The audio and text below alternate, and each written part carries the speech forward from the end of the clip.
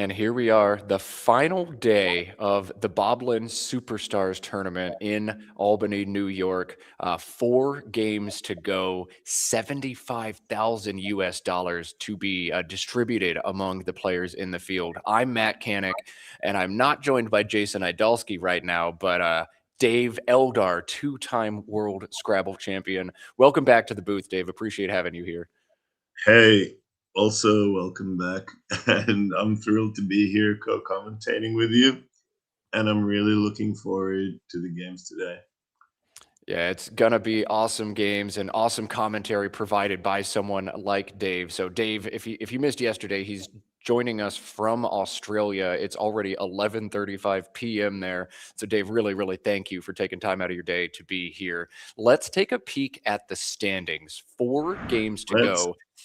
And it has been Charles Reinke atop the field for most of this thing. He's nursing a how narrow 1-game lead. how do you go 18-6 and have 200 spread? What I'm trying to manifest here, what I think would be legendary, is if Charles wins this tournament with a negative spread. I think if he goes 3-1 today, there's a chance that happens. Charles gets beat down by 250 and Wow. wins 3 squeakers. Dave, I would love to That- see that. How about you? Hey, yeah, I don't know if it's ever been done before. It certainly doesn't seem like it would have. But yeah, I'm all for crazy results. All right, so let's check who is behind Charles. It is Dave Wiegand and Dennis Ika both at 17. Cool. Edgar, Wellington, Sammy, and Enoch are probably the only other folks who can win this tournament right now at 16-8. It would take a 4-0 day from any of them to make a run. But Wellington stalking his prey.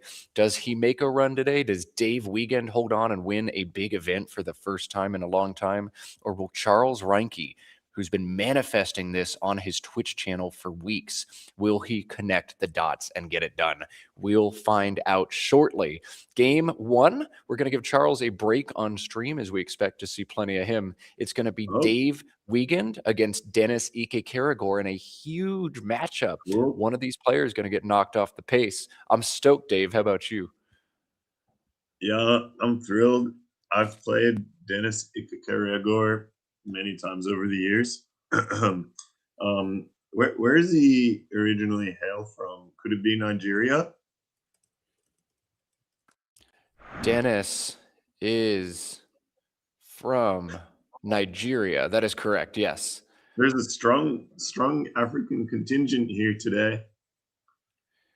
Indeed, there is. And if you're just trickling into competitive Scrabble, Nigeria and Africa in general has seen just astronomical growth in the Scrabble scene and has given us just so many master and grandmaster level players. So we'll see if Dude, Dennis can make Nigeria proud. I'm pretty sure Nigeria is the strongest playing Scrabble country in the world. And I was just thinking today about my favorite channel on YouTube. I think it's called Scrabble Events TV, and it's a really deep cut. And no one really knows about it, but they show games, African tournaments, and always the players are really good. And they have this really good commentator. I think his name is Mr. Excel or something. Mr. Excel doing commentary on the Scrabble Events YouTube channel. I think I've seen it Yeah, before, but I got to go hit him with the yes. subscribe after this. Check it out. Check it out, everybody. I think it's called Scrabble Events TV. Dennis opening super straightforward with decoy. I like the speed with which he played that. Yeah, this is another thing we've come to expect from African players in general, not just that they play well, but that they play efficiently, hit these easy turns quickly, Yeah. quickly. And look at that, Maybe rewarded with the blank. someone can confirm in the chat, but I think in many African tournaments, they play on 15-minute clocks. So a lot of them are used to playing on very fast speeds. Okay, so 15 or 20 minutes. Someone in chat, help us out. Is that the case? We're going to look at Dave's rack, AAEINRZ. Dave, I see 2 lines forward. One is Kaz down from the C, 34 points. The Yeah. other is Rez on top of the DE Yeah. of Decoy, 47. What do you think about those? 47 versus 34. Yes. Yeah, I would. Help. I'll probably play Res. All right, so you would take the 12 or 13 Oh, extra points. Riz. I didn't even see. Yeah, sorry. Oh, Let me. Riz. Let me. Oh, yeah. I don't know. I think it's pretty close. I imagine these moves are not too far apart. I would just play because I'm not sure the highest scoring play. Okay, well, What? that's what Dave chooses to do as well. He takes the highest score in Riz for 47. And this is crucial because it blocks several bingos for Dennis to or from the deed. Violated, dovetail, overlaid, no longer valid plays for Dennis. He can still bingo on this turn, but now only 70 lined up for him. Yeah, he's got Ovariol through the O, or Violate, or Variol, and maybe some other things that I'm not seeing. Immediately, I would think that Ovariol is probably the best play that's available for him. Do you see anything else? So there's two bingos through the O and decoy for 70 points, but all of Oh, them are crazy, both Ovarial and Moviola. But if you look at where they're oh, played, all of them are nuts, Dave. yeah. So this is a good discussion point. That big S hotspot doesn't really matter. It's just not that big a deal. So you can just go ahead and just create that and just move on with your life. It's not that scary. Don't worry. So you're talking about So Ovarial ending one short of a double word. Dave Eldar saying, "Don't worry about that. Just open the spot." just play your higher scoring move. Like this spot is not that big of a deal because the board is already pretty open, and we can see Dave only has an S some of the time. I mean that's kind of obvious, but when you think about that he has S only some of the time, after that, both of you are 50-50 to hit that big Ovarioles or Moviola spot. So it's not that dangerous, really. I think next turn Dave will play decoying for 48 or whatever, if there's not a bingo available to him. And then it's going to take him down the strange leave path. And I always like it when people have to go down the strange leave path. I think I'm going to steal that one and add it to my vernacular, the strange leave path. Because, yeah, when you keep weird letters, you end up with really weird racks and you have to navigate some strange turns. All right, we're going to see Dave venture down the strange leave path. We see Dennis has set up Moviola, now deliberating between ending this one short of the double-double column or one short of a triple word lane. Do you have a preference between those, Dave? Open the triple or the double-double?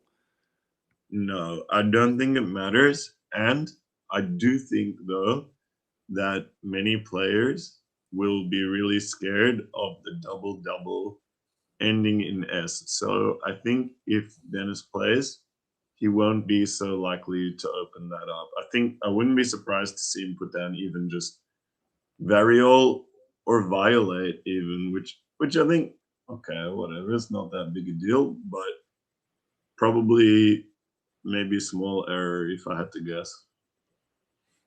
Oh, never mind. Okay, well, I've underestimated Dennis.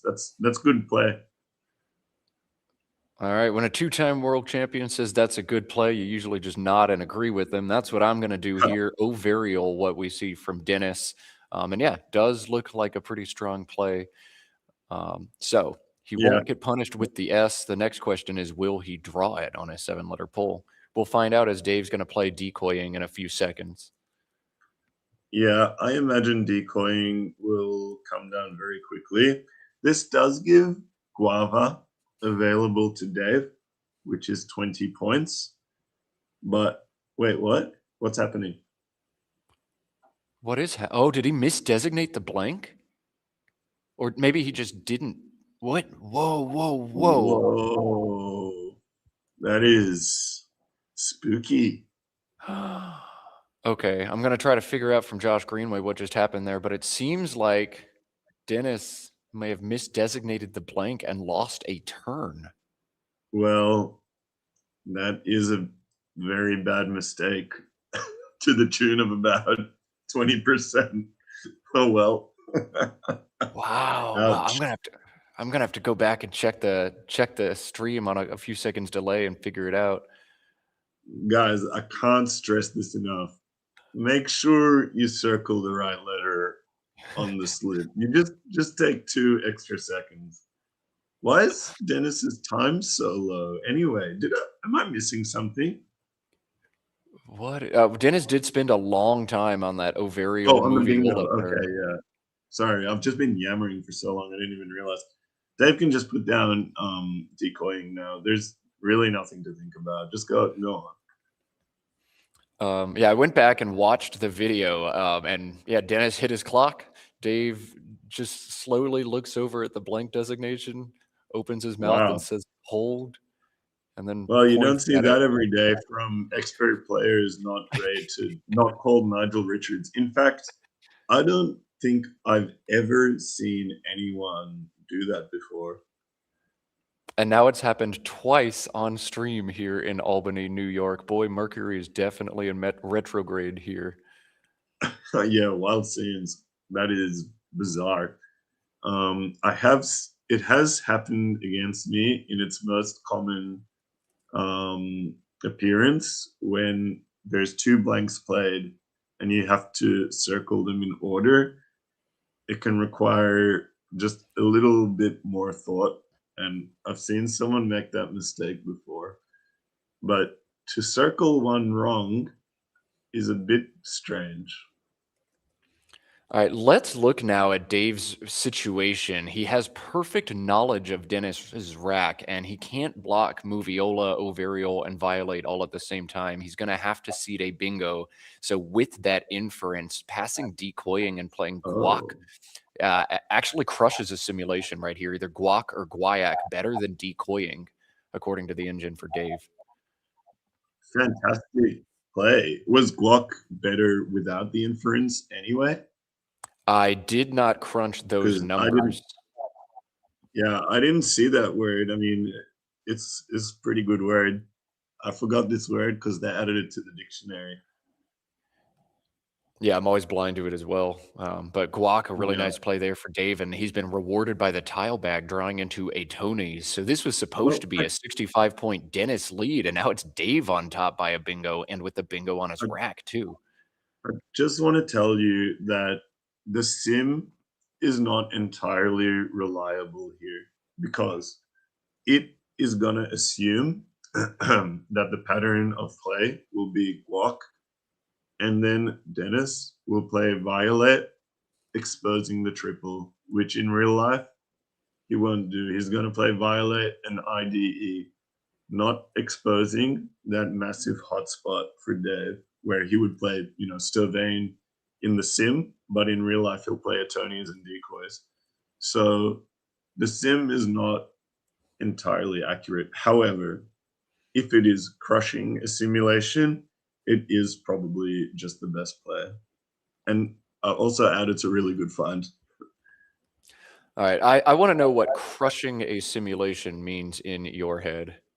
Like, how I much is that mean, delta?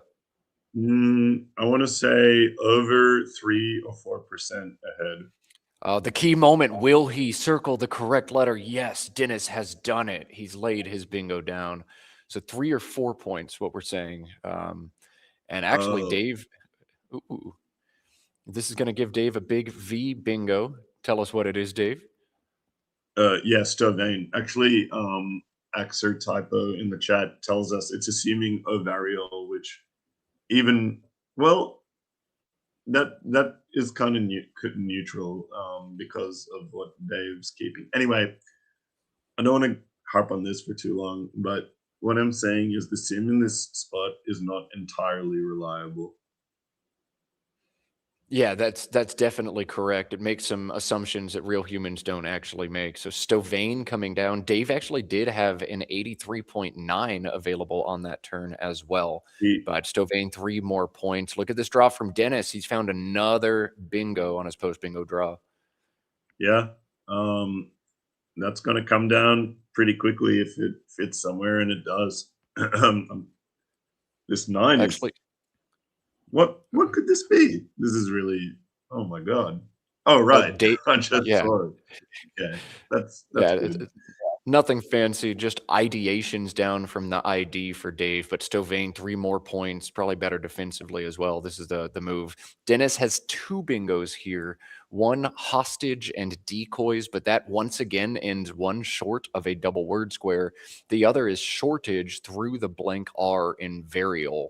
Shortage is 3 more points, looks better defensively. Is that what you're doing, Dave? Yeah, I think it's important for Dennis to not play too quickly here. It would be easy to play hostage and not think too hard, especially because your brain is on fire from what just happened. But you need to calm down and say, okay, I'm still in this, and find shortage, which he's done, and that's the mark of a good player. Taking that patience, finding a good play, but then finding a better one after that. I agree. The patience, that's the mark of a good player. You don't mess these things up. The mark of a Yeah, good player is not drawing 6 vowels after bingoing, as Dave Wiegand has done here. So this game's going to get interesting. this is gonna get interesting indeed. For Dave, audio is the word that jumps out when you have this rack. There, it's not as bad as it looks. It's weird. The D functions very well with several vowels. So adieu, oidia, aidoi, and audio, all words. And audio, I think, is going to come down very, very quickly for Dave and bail him out of a terrible rack. The D does indeed work very well with several vowels. I wonder if he's actually going to play it here, though. EUOI to the SH and shortage is Oh, 22. Do you like that better, Dave? yeah. Uh, I didn't see that. It looks similar on first pass. My instinct is audio is a touch better. Keeping the E, that's good, obviously. There's a bit of a concept. I learned this from Nigel Richards that when you have a 6 vowels on your rack or 7 vowels, it usually makes a very slight imperceptible imbalance in the bag, and that can make it better for you to keep just 1 extra vowel than you usually would. How did you learn that from Nigel Richards? I learned that from Nigel Richards, and thanks so much for asking, is that when he opens and with 6 vowels and 1 consonant, or 7 vowels, he changes keeping 2 vowels or 2 vowels and 1 consonant.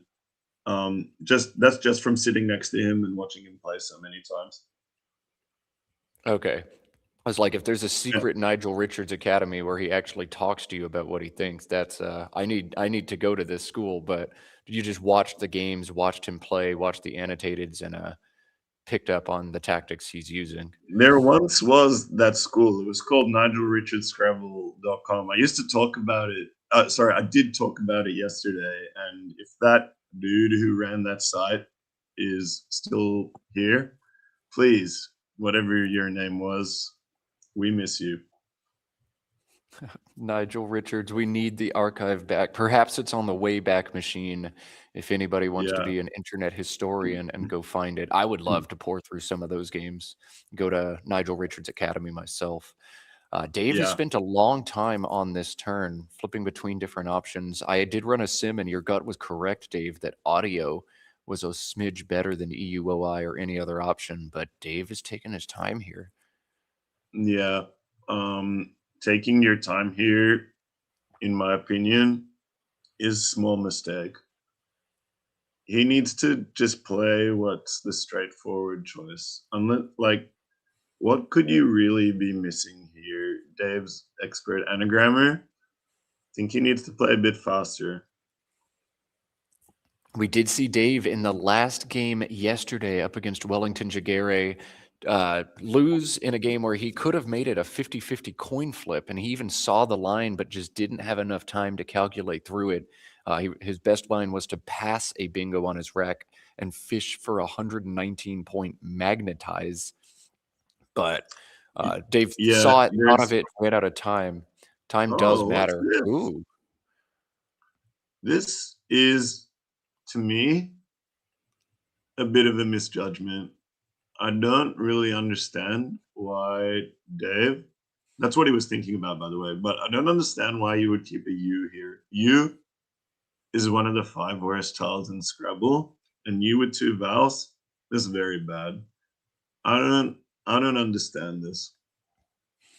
I think part of it is just the unseen pool. There were 20 vowels and 40 consonants, but look at Dave keeping a U, drawing another one and another E, despite drawing into a 2-to-1 consonant to vowel ratio. Maybe he opted to take the extra points thinking he'd find some consonants, but he I don't got know how robbed. many extra points it was, but it's not that big a deal. Like, it's not that big a mistake, but it is just a strange misjudgment to me. And he will suffer the consequences of his strange misjudgment next turn. Dennis, after back-to-back bingos, has Beemrty, setting up Emery on his rack right now. This would play between the N, G, and EE of Stovane and Shortage. Isn't Embury, is that a word? Did I make that up? Yeah, that's not You a made word. it up. That is not a word. Okay. I'm thinking of the other word that means ember. I think it's Yemmer, Yemmer. I think that might mean ember. That's a old, that's like a weird, obscure word. On point, I think Emery is a very strange looking play. I don't like it. I haven't seen anything else, but if I'm Dennis, I'm looking a bit harder for something better. This is now what he's found, EBET, YBET, and EYE. This is Yeah, 31, but it gives a lot back, much Dave. still much better. And I'm gonna, while he's thinking, I'll take a small sidebar to talk about the Y consonant past participle or whatever it's called. When you see a word start with Y followed by past tense, that's, I don't know, it's some sort of Shakespeare thing. There's like 50 of them in the dictionary. And the craziest one is Y thundered. And you can put your favorite crazy Y verbs in the chat. Yeah, we saw the opportunity for YFERE for a very, Ooh, very high score yesterday, but that was missed. Now looking at okay. Ember or maybe Embery even for Dennis Karagor. Dave, in this booth, we have the powers of manifestation. We call out a phony and then the players may end up setting it. So you got to be careful. I Uh-oh, this is not a valid word. And now he's looking at it pretty strongly. I think Dennis might be toying with us a little bit. I think he knows that's not a word. I think he wants to play Y bet, which is, I guess, past tense of bet, maybe. But he's just a little worried about the hotspot it opens. It's just, I think he should do it. I just think MER is really strong. Or YET kind of splits the difference. MY does not. I don't know. There's a lot going on here. I understand why it is taking so much time. This is a bit complicated. Do you ever play meter and EME for 37 holding BY? Whoa, that's kind of cool. I would need. The answer is I don't know. Cop out. All right, well, I'll let you cop out of this one. Meter was the Sims preferred play by about 2. Ebet was Yeah, second. This almost 9 points down over those other this options. So computers hate this. this is a very bad play. I don't understand. I mean, the logic is it's just like the least scary play, and meter is a computer play. It's very counterintuitive to keep by. The thing is, it keeps by. It's just kind of an okay leave, and meter is just the highest scoring play. So yeah, and when you think about what I said yesterday, wait a minute, isn't B a bad letter and Y a bad letter? But BY is a word. So that leave is a bit better than it looks. Yeah, there are two things that can make a leave good. One is bingo potential, keeping EIRST. Okay, you're going to draw bingos a lot, but the other is just scoring potential. CHWHBY. Like you're probably just going to score a boatload of points, even though you're unlikely to bingo with those. Especially the way Meter sets up the board, stacks are going to be a big deal. So that's probably why the computer liked it. Dave had two good options here: KUE, as he's played it for 30, or Geek and Zek for 40. But Geek holds Ooh, IUU. Dave says, give me a better leave. Do you agree, Dave? yeah, it looks pretty straightforward to me. I think now, and he's drawn the X to go there, and he's gonna not be able to use that spot because Dennis has remembered, I think, that guac takes an O to make the word guaco, which is an American tropical American plant used as an antidote to snake bite.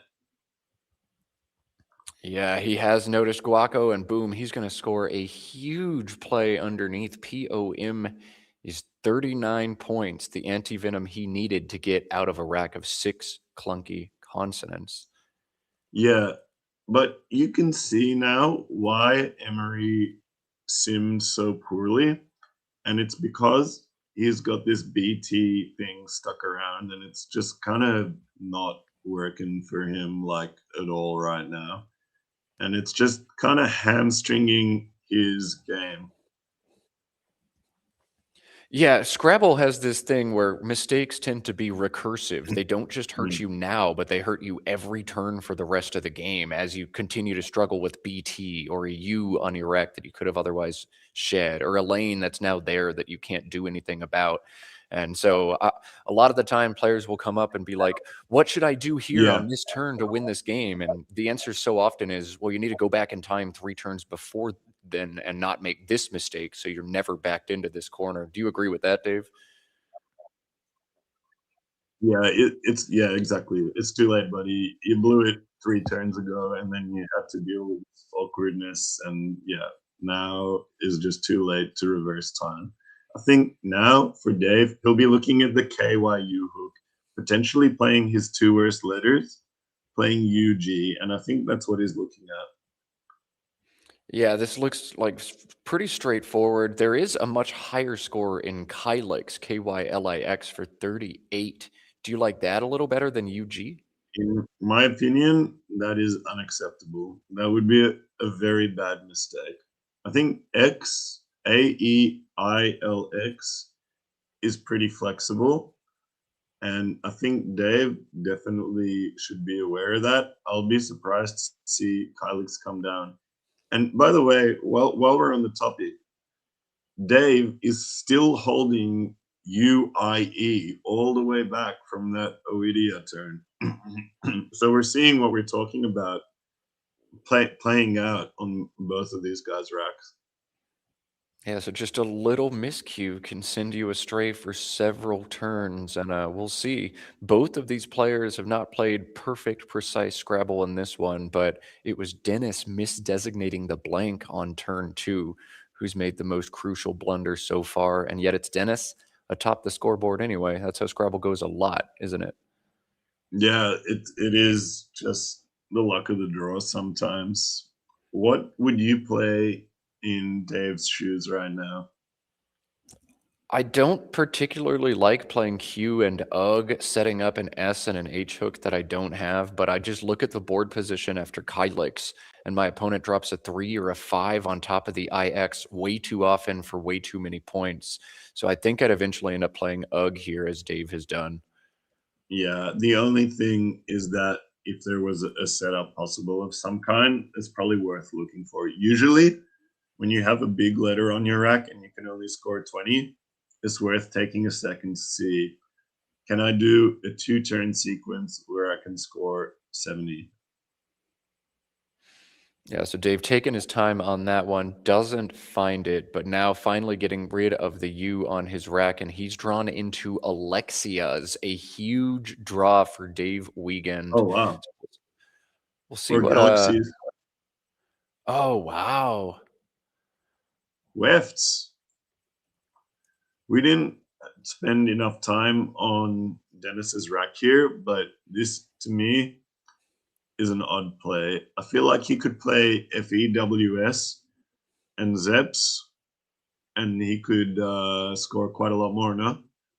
Yeah, Weft is getting hammered by a sim. There are lots of good plays there for Dennis. SOWF through the O and Ovarial, also a big score, but I don't know what it is. Maybe has some kind of read on Dave. He's taken a major sacrifice, both in equity and on the scoreboard, to block decoys, and now Alexia's not playable for Dave. Some kind of soul read there, but Weft's looks very, very off to me. And yet it blocks Alexia's. Dave still, as you said, has Galaxies for 70, but that's his only bingo now after this. Yeah, I think Dennis was really thinking about blocking the one of the main spots to put a bingo, and it's actually worked out really well for him this time. I'm not sure about this idea in general, but he did it and it worked. So I say, hats off to you, sir. I don't know about this idea, but he did it and it worked. So hats off. I Yeah. love it. And then after Galaxies, I think it'll be pretty straightforward that he's going to play Blip, BLIP, keeping the obviously strung together, RINE. Do you think that's what's going to happen? Let's see. After Galaxies? Yeah, Yeah. I think that's definitely what's going to happen. And am I right in saying that Dave has not seen Galaxies? I think you are. He's shown no indication yet that he's seen galaxies. Maybe just not thinking about bingoing from the Mm. G. This would be an inexplicable choke from Dave Wiegand, who's usually just a machine on things like this. Is he getting seduced by AXC and EW, which sets up his last S? And he's going to make a massive error if he does that. Yeah, I think he just saw Alexia's, was queued up on playing that, didn't really look for backup bingos, and then once Alexia's went away, he went straight to non-bingo options. AXE is still a really good play here for Dave, but I do not It's see him miss bingos very often. not as bad as missing a bingo would usually be. That's the most charitable interpretation. But he found it. There it is. Okay. Okay. Yeah, he's upset with himself. You can see it on his face. Wow, it should not have taken me this long to see galaxies, but at least I didn't miss it. Yeah, I guess so. Well, he did the right thing. He took his time and he looked for a better play. Yeah, Dave gonna Dave. I was getting a little bit worried on his behalf there for a smidge, but he's so rock solid that I would have been very, very surprised if he had I think whiffed that. everyone would have been surprised to see him miss that. It's a pretty easy find, honestly. All Sorry. right, and then the post bingo draw for Dave, IINNORV, so no bingos coming back. I expect Dennis to play Blip as we discussed, Dave, but there is a case to be made for BIN underneath the AXI of Galaxies if Dennis wants to keep this board a little bit more open. Is that too No, big a stack to make? you can't do that. There's not a lot of vowels left. You need to keep vowel now as the game is dwindling. You need to start looking at the unseen. There's 10 vowels, 20 consonants, or 11 vowels, including the blank. And 20 consonants. That's still pretty unbalanced. Blip, very straightforward here for me. I think to play bin would be a big mistake. So Dave Eldar saying keep the vowels as they are at a premium, and yes, this unseen pool getting very skewed towards the consonants. So Blip looks like a wise play here from Dennis. Good job, Dennis. Another good play. All right, for Dave, Vino looks pretty straightforward as well. So Vino, that would make VINO and OW at the top of this board. 32 points, opens things up with an unseen blank, but it's just such a good score, such a good leave as well. If he doesn't want to make that play, he'll consider it against probably Vibrion through the B at the bottom of the board. 24 points, but goes digging. Is interesting. It's cool, but it's very plainly bad. And it's so bad in a way that Dave probably won't even look there, because if you see VINO, there's no realistic way that a play through the B could be on the table. So I wouldn't be surprised if he just doesn't even clock that. I think he needs to put Vino down already. Yeah, if it's not Vino, then it's Vibrion or maybe Virion for 26 alongside the GU of Guaco, but that's just a worse version of Vino. Scores not as well, leaves slightly inferior.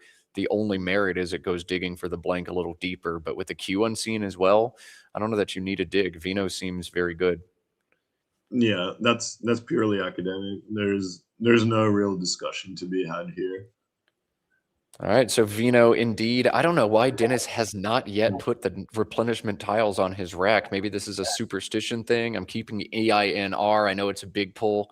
What will it be? There's Well, that it Q. will Oh, be QUW drawing Quine, or Choir for 70 points.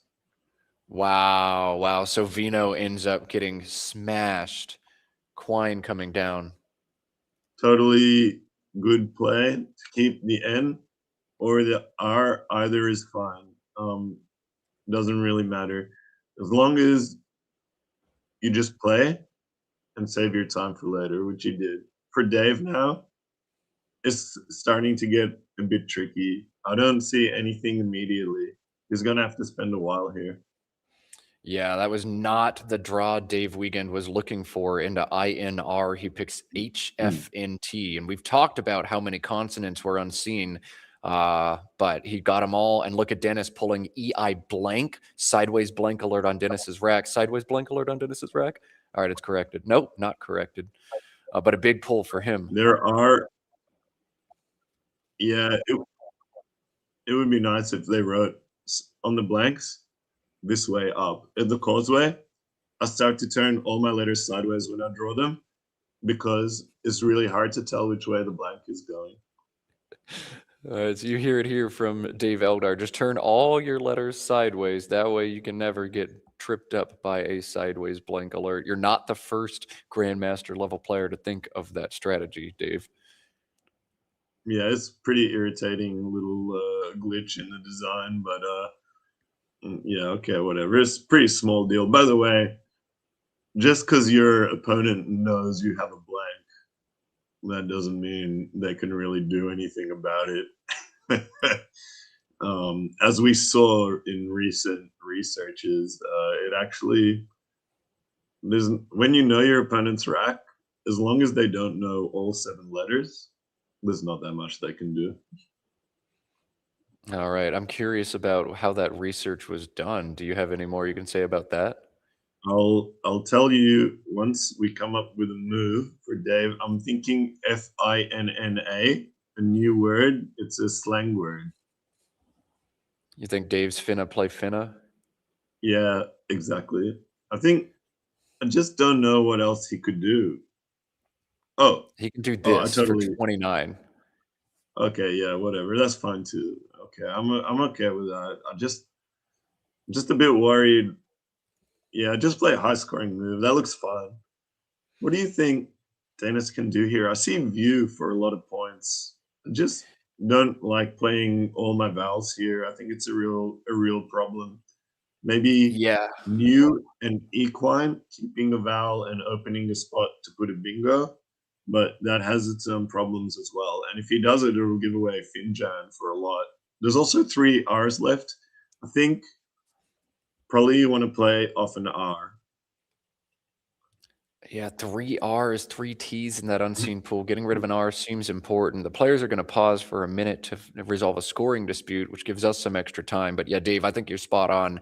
You don't want to play view from the V here. 34 points is great, but so many consonants. You could be in big trouble keeping Yeah, CNR, drawing an RRTT or something. It's a death sentence. So, it uh, it could end very badly. This is a really tricky turn. I think Dennis will spend a while here. Before the topic disappears, Alex Ding said in the chat that Cesar shows that the bot that knew the other robot's letters, it barely got an advantage, basically. This has been tested robot against robot, and it's very counterintuitive to think that, oh my god, if I know my opponent's tiles, I can just control what they do. But you just can't. Like, it's just the nature of the game.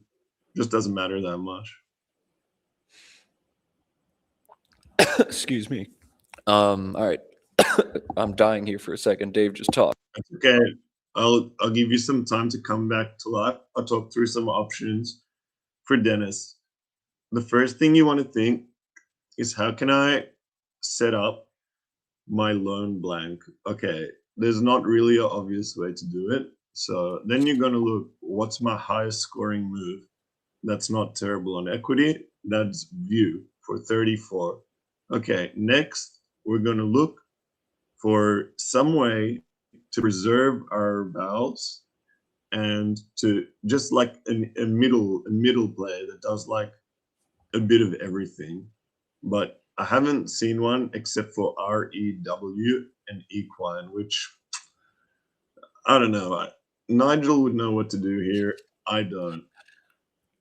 Yeah, this one looks very, very tricky. Dennis now looking at WIN beneath the ALA of galaxies. This does a lot of the things you're looking to do, but oh my goodness, what? Wait, what? Hang on. I want to see where he's going with this. Down here. Oh. All right. You know what? I'm all right with that. 48 right now. Cash the blank. It's almost a bingo score. You're taking a 45-point lead on a board that's pretty dead. Oh, Wait. wow. No. No, that doesn't score enough. That's no. Okay. Taking a bit of a closer look at it. I like the idea here. I think it's really cool. But the maths on this play does not maths. That's no good. Win on the bottom, yeah, that would have been a good in-between play. Dennis saying, I think I can just beat you by 5, 10, 15 with a big enough lead here. So we'll see. He needs to find some vowels in a pool with a lot of consonants, and he's finding them. Nice pull He got there, Dennis. he got 2, which is honestly kind of lucky. That just tells me that Wiegand is dead meat here. I don't. How does he even play without getting rid of one of his vowels? Yeah, I'm not sure. What is Dave looking at now? Just FRA, 30 points alongside the WEF of Wefts. That opens a huge spot. You can't make that play. Oh no, that's not good. He needs to play ERF and Half and Fish for Tagine. Oh, that would play with ST at the bottom of the board. Yeah, that's really nice. Yeah, he needs to make something happen.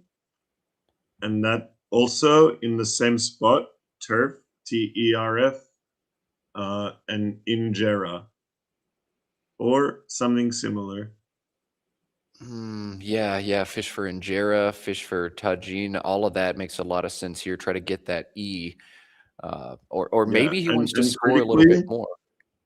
critically doesn't play the vowel, and also critically leaves the right amount of letters in the bag to not give your opponent much clairvoyance. And clairvoyance, I spoke about the other day. I think in America they just call it timing or something. I mean, it's just all the same thing. But the concept is just to make it tricky for your opponent and to try and play out first. Yeah, it seems to do a lot of good things. We'll see what Dave able to conjure up here. We did see a result come in Enoch Nwali defeating Charles Reinke by Oh, scoring 716 points. Charles what? lost by 350. Charles is 18-7 with a negative spread, Dave. Oh my God, it's happening. It's literally happening. So if Charles can win out with 3 squeakers, he will win the tournament with a negative spread. You might see history made here in Albany, folks. Oh, I very much hope to see that. Okay, now Dave Mm. running down the clock here, looking for an avenue to victory. I think what I said, it's probably the best way. Let's look at Dennis's rack. What do you think it's not so simple for him, even though I think there's one vowel in the bag, he can't really lose. He doesn't know that. Oh, he could lose to Tinaja with the Tajine rack. So if Dave sees Earth and then Tinaja, then maybe. I think it's still very unlikely. Dave is already set up to Tajin, Tajin on the side of his rack, so I think he's on exactly the same line of thinking as you, Dave. But now he's looking at the R and the F, just trying to decide if this play scores enough to make it worth it. But yeah, he could draw the A or the E and be in good shape. The E would be a slam dunk, game over. Tinaja also going to Dave score a lot. needs to understand in this situation that he needs to craft a path to victory, which is going to consist in a few different ways. One is a very big score, like a bingo, but then the bingo is almost impossible. So he has to rule that path out. Two is just to outpower your opponent through 30 and 40 score plays. When we look at the structure of the board, it's not possible. Three is to play out and then outscore your opponent with some sort of outplay. Four, it's just to draw all the good letters, like all the remaining vowels, and your opponent has terrible letters. Yes, super good Oh, play. he's Super, done it. super, super good. Okay, so we'll see now if Dennis is able to assess the threat. What is the danger Dave Wiegand is fishing for? We see Will Anderson dropping a 554. He needs to go 4-0 today for his Grandmaster norm. He's just notched his first one. That's a subplot we can watch, but we'll shift back to this one. Dennis, 5 minutes counting the unseen tiles, going to feel 3 in the bag. What are you thinking if you're Dennis here, Dave? Well, I'm thinking Tinaja is on, so he has to block that. It scores like 40 points. The the path to victory here is to usually play out first. But he has a pretty good scoring lead anyway. I mean, we know that he can't lose now, but he doesn't know that. So he has to try and block the main threats to his almost locked up victory. Now, how is he going to do that? Because Tinaja is very hard to block. What do you think? Yeah, it would be a big sacrifice to block Kinaji. You'd have to play something like TORC. So he's just going to play old here. This play feels okay. You are playing off of Val, though, but you are leaving one in the bag, which is going to help you with the pacing. You're scoring 22, which is about the best you can do.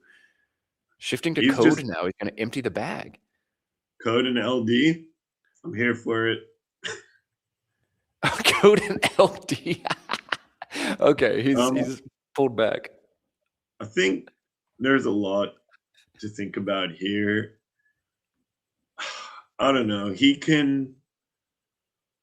doesn't want to play more. He wants to play one tile ideally, right? But there's nowhere good to play one tile. So then he's going to start thinking about options where he can play two tiles. But there's nowhere good to play two tiles except for the place he just put them. So now I would start looking at very long plays. Oh, look at this. I think he Nah, sees nah, the we don't know that Naja he's going to put this down yet. He might just be mucking around. trying to get a tell from Dave. Yeah, I Yeah, call it. this See, I could told be. you.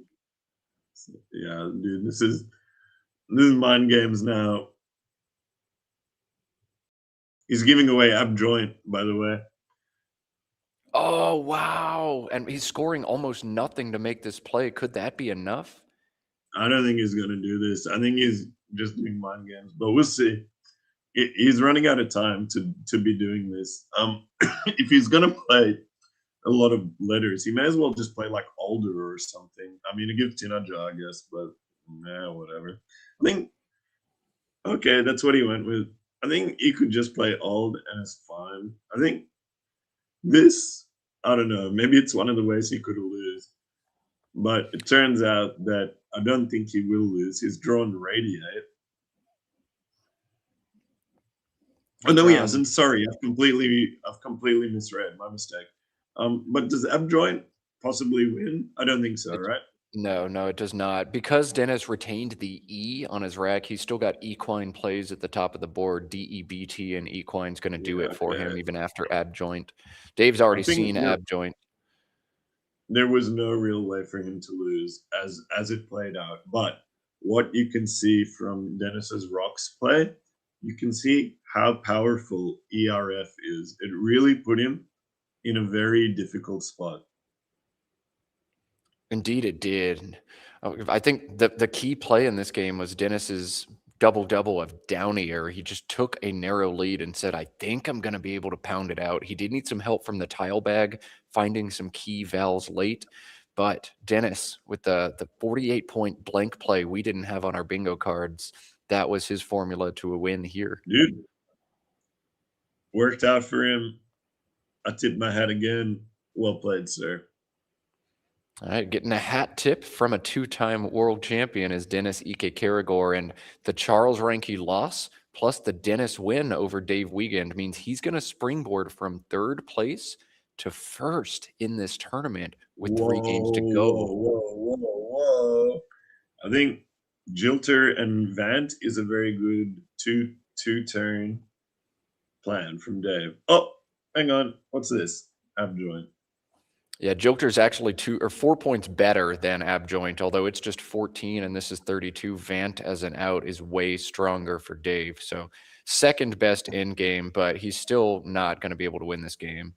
Yeah, I mean, it is much of a muchness here. We're just talking academically here. Dave could maybe play Vant, and because Dennis is low on time. I don't know. Actually, I don't even know. I just nah. You just give up. All right, it's over. Yeah. All right. So here comes Dennis's best in-game line, and Dave can only go out for 5 points. So when it's all said and done, this is going to be a 12-point Dennis victory. That's what we said when he put down Downey, or he thinks he's going to win by 5 to 15 most of the time. And sure enough, he does it. Yeah. Cool game. I enjoyed watching this one. Lots of interesting decisions and lots of interesting decision points. Yeah, fascinating one here. Dennis's play of Wefts blocking Alexia's inexplicably out of nowhere. Dennis surviving a misdesignated blank on game 2. Just a clinic in how to shake off a mistake, stay composed, and get it done. Let's cut to overhead, Mike, and see if we catch anything.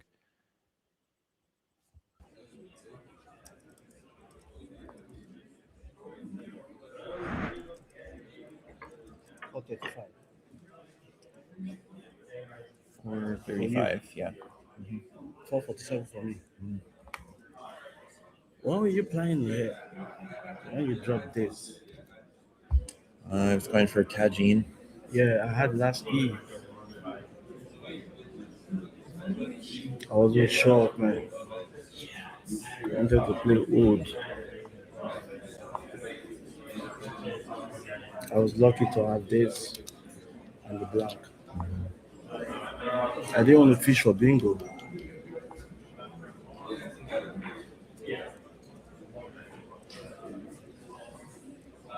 I didn't know what happened. I went to write O.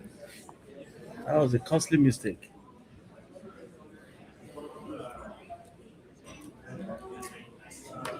Oh, you had it. What was the rack leave when you played this? I drew the AS. Wow. Okay, no reasonable score. That's why you play UG. And I wanted to play Flew. FLEW, but I was uncomfortable with the X. So, you didn't see this coming? I was hoping you didn't have it. Yeah. I could have done something here for less. But...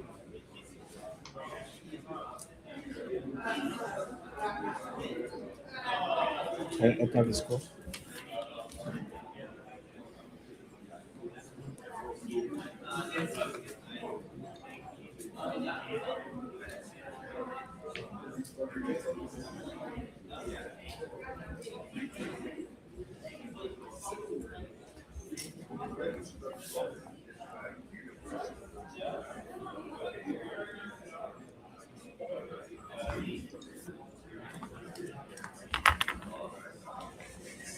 Okay, you have a phone? Oh, sure. 447 All right. 435. Yeah. All right, they'll get this one submitted, but wow, what a big win for Dennis, coupled with Charles Ranke's result on board 2, where he was run over by Enoch. Enoch dropping a 716-point game on our former tournament leader.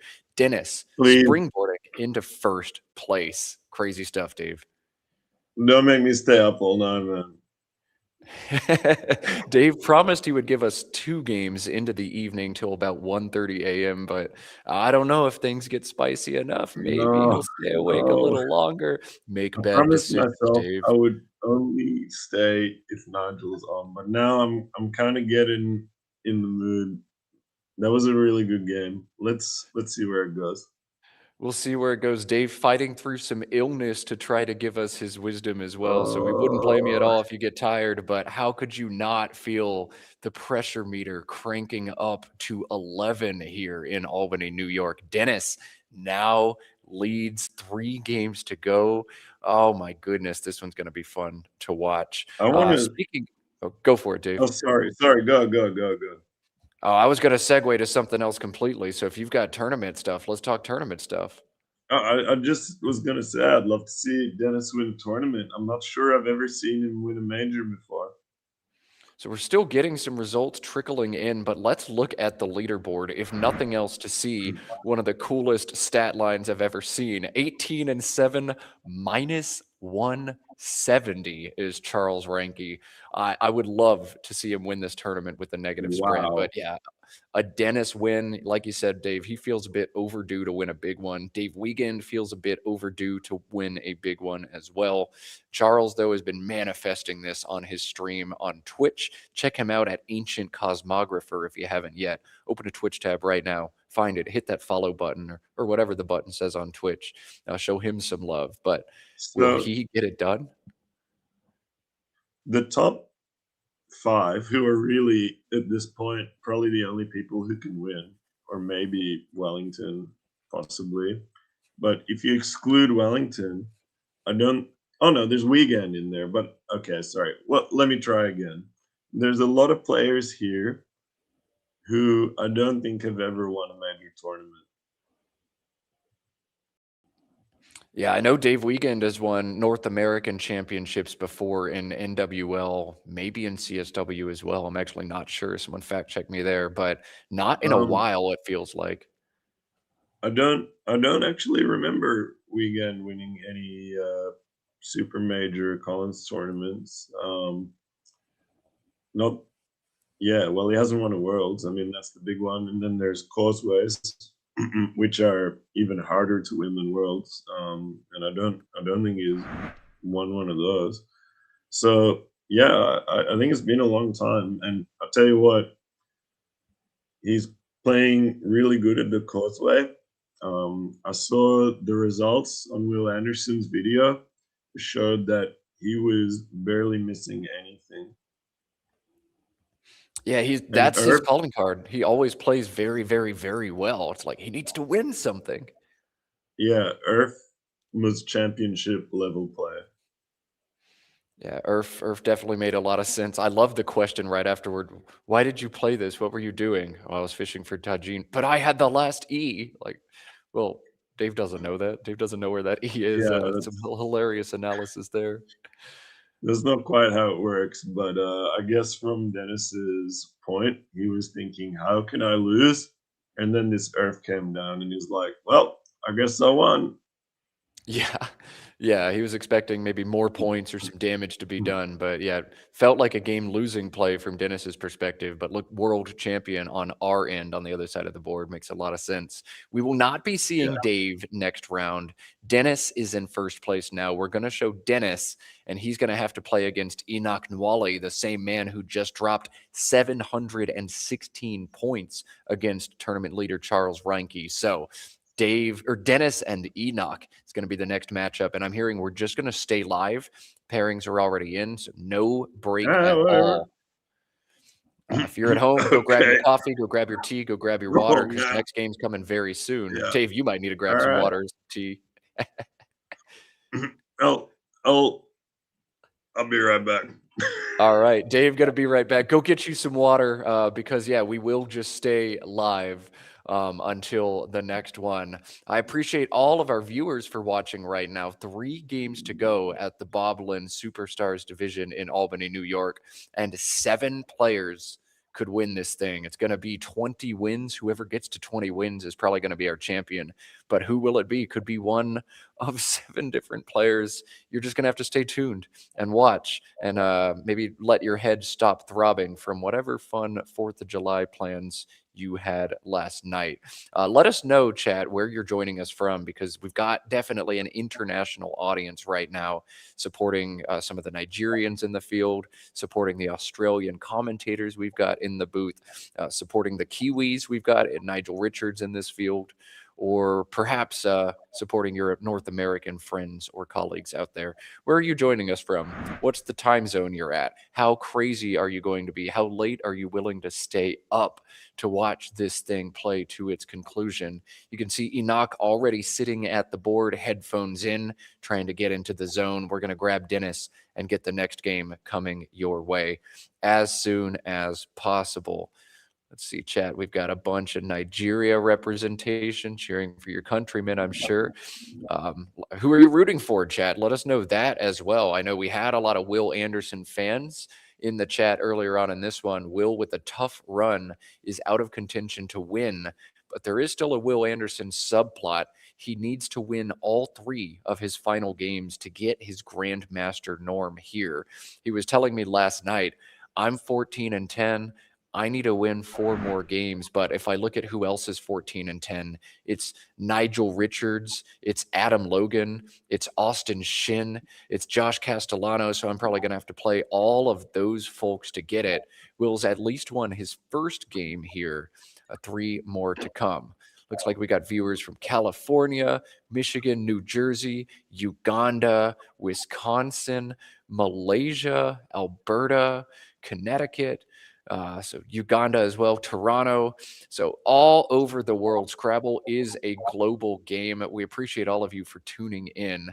I see people rooting for Dave Wiegand, rooting for Enoch, rooting for any Nigerian, and it seems pretty likely a Nigerian wins here, or Uganda in Edgar. So all kinds of different people rooting for all kinds of different players. I'm going to do my best to stay unbiased here, but I'm going to be totally transparent. I'm rooting for the Charles Reinke negative spread tournament win. That would be crazy. Mercury's in retrograde. Freaky stuff happens when Mercury's in retrograde. That's what I'm personally rooting for here. Oh my God, we got viewers from Kenya, Japan, Scotland, Israel as well. All right. Welcome, everybody. And welcome back, Dave. How is your throat doing? Hey, I'm battling. I hope you guys can hear me audibly. Yeah, we absolutely can. You sound fine to us, Dave. It looks like we've got a photo of Enoch's 716-point game. So with Enoch back to play on stream, let's take a look at this. Ooh. What do you? Oh my God, look at that, Dave. Spadil triple Bosch Vark to a K. Whoa. Drachmai. Wow. Cool. Oh, and 0 up top on top of Venerate had to be 100 points as well. Oh, yeah. So Yeah, that is quite impressive. Spadil at the bottom, triple for probably 150. Bosch Vark, a bingo for 100. 0 for 100. Taj for 50. And several other bingos. Bosch Vark with a C as well for a 9. It's another name for an African wild pig. Bosch Vark, another name for an African wild pig. Also the name of a tournament we ran on Woogles a few months ago with some cash prizes for people. We had a fully online tournament with cash money on the line. And I think we'll do another one of those real quick. I do just want to plug, since we're here, woogles.io. If you've never seen competitive Scrabble or anything like that, and you're just interested in giving it a try, that's where you've got to go. woogles.io, completely free to join. They've got bots of all different ability levels you can spar with, as well as real human opponents. Dave, you play on Woogles sometimes, don't you? I was playing there a lot. About a year ago, I tried to beat the house robot 10 times in a row, and it took me 1,000 attempts. It took you 1,000 attempts to get 10 straight wins over said house robot. I did it on my Twitch channel, which is currently inactive. But yeah, it is a great place to play against a very skilled robot that will repeatedly beat you. So you can play against the hardest robots in the world if you're into that kind of stuff, or you can set it all the way down to beginner bot and spar with, you know, a bot at your ability level, or just below if you like winning.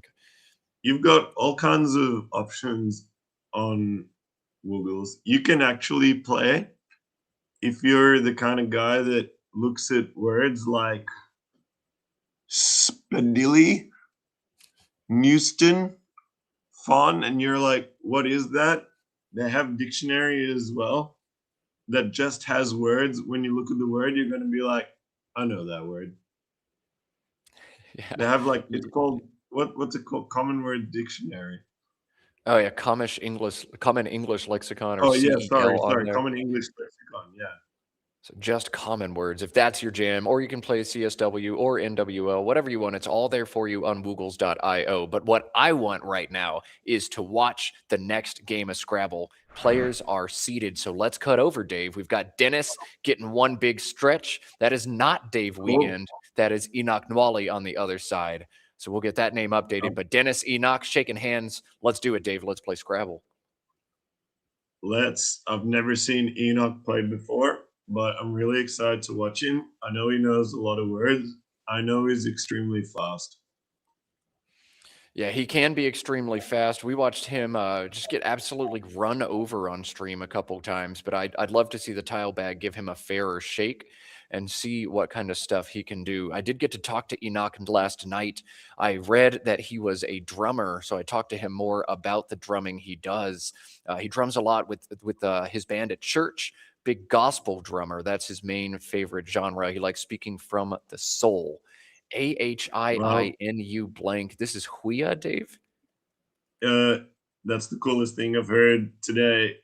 Yeah, I think not Huia. Oh, there's a blank. Kinao would be more like it, or Huitan if you are happening to see that. Yeah.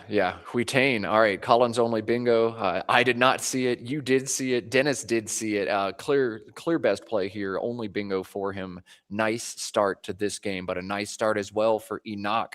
Vassal and a blank. This plays double for 96, Dave. Yeah, well, that's if you can find it, which I can say for myself. Oh, just vassals and Huitans. Oh, okay, yeah. I don't think he's going to have any trouble seeing that. Sorry. Yeah, it's really just where do I want to put the blank? He's stringing it out in space, which makes the most sense. So 76 to 96, fireworks on the 4th of July weekend. Play is on hold. Play has been challenged. Maybe not sure if the S hook on Huitains is Edgar. He's not Dennis. sure of vassals. He's definitely sure of Huitains. Vassals is a common word to some people, but not to others. I'm pretty sure is what's happening here.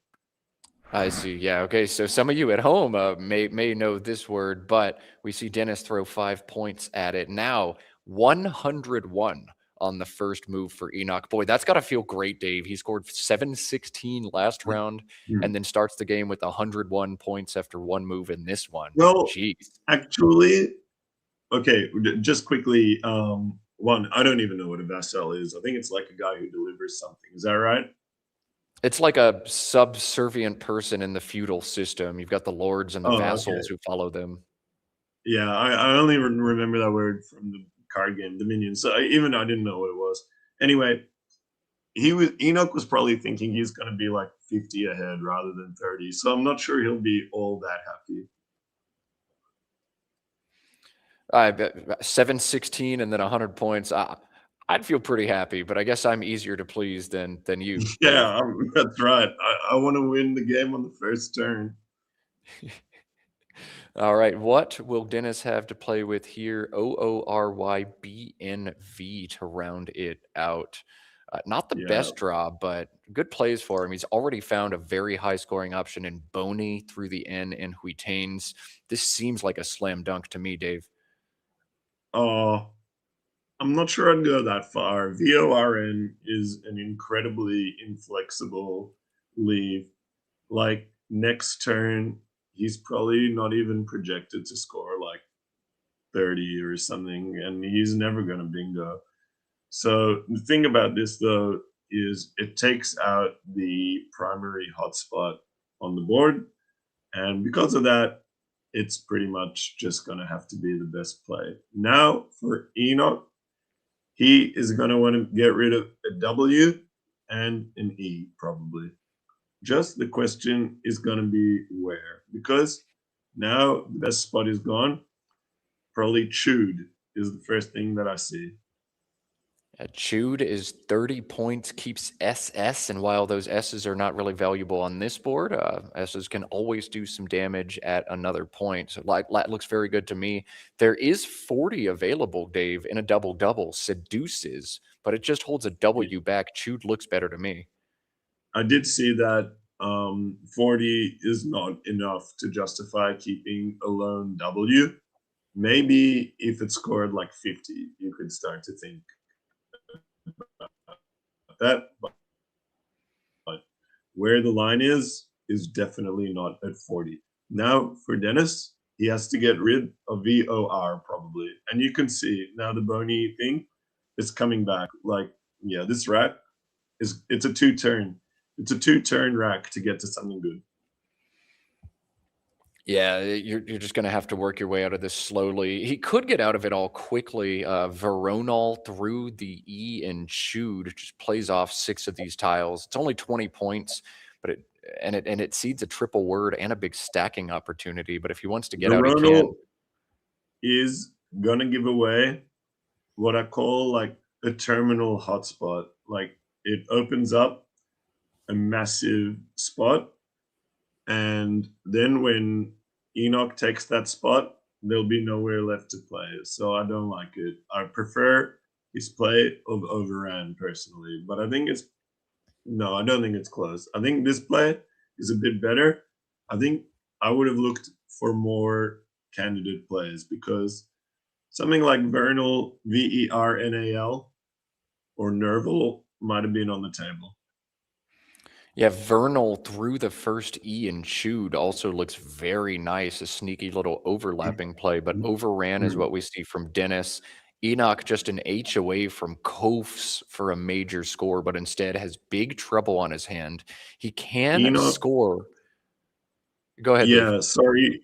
I didn't realize you hadn't finished talking. But yeah, you're probably just going to say what I'm about to say, is which he can play GIPS, and it's enough points to justify not changing. That's what you were going to say, right?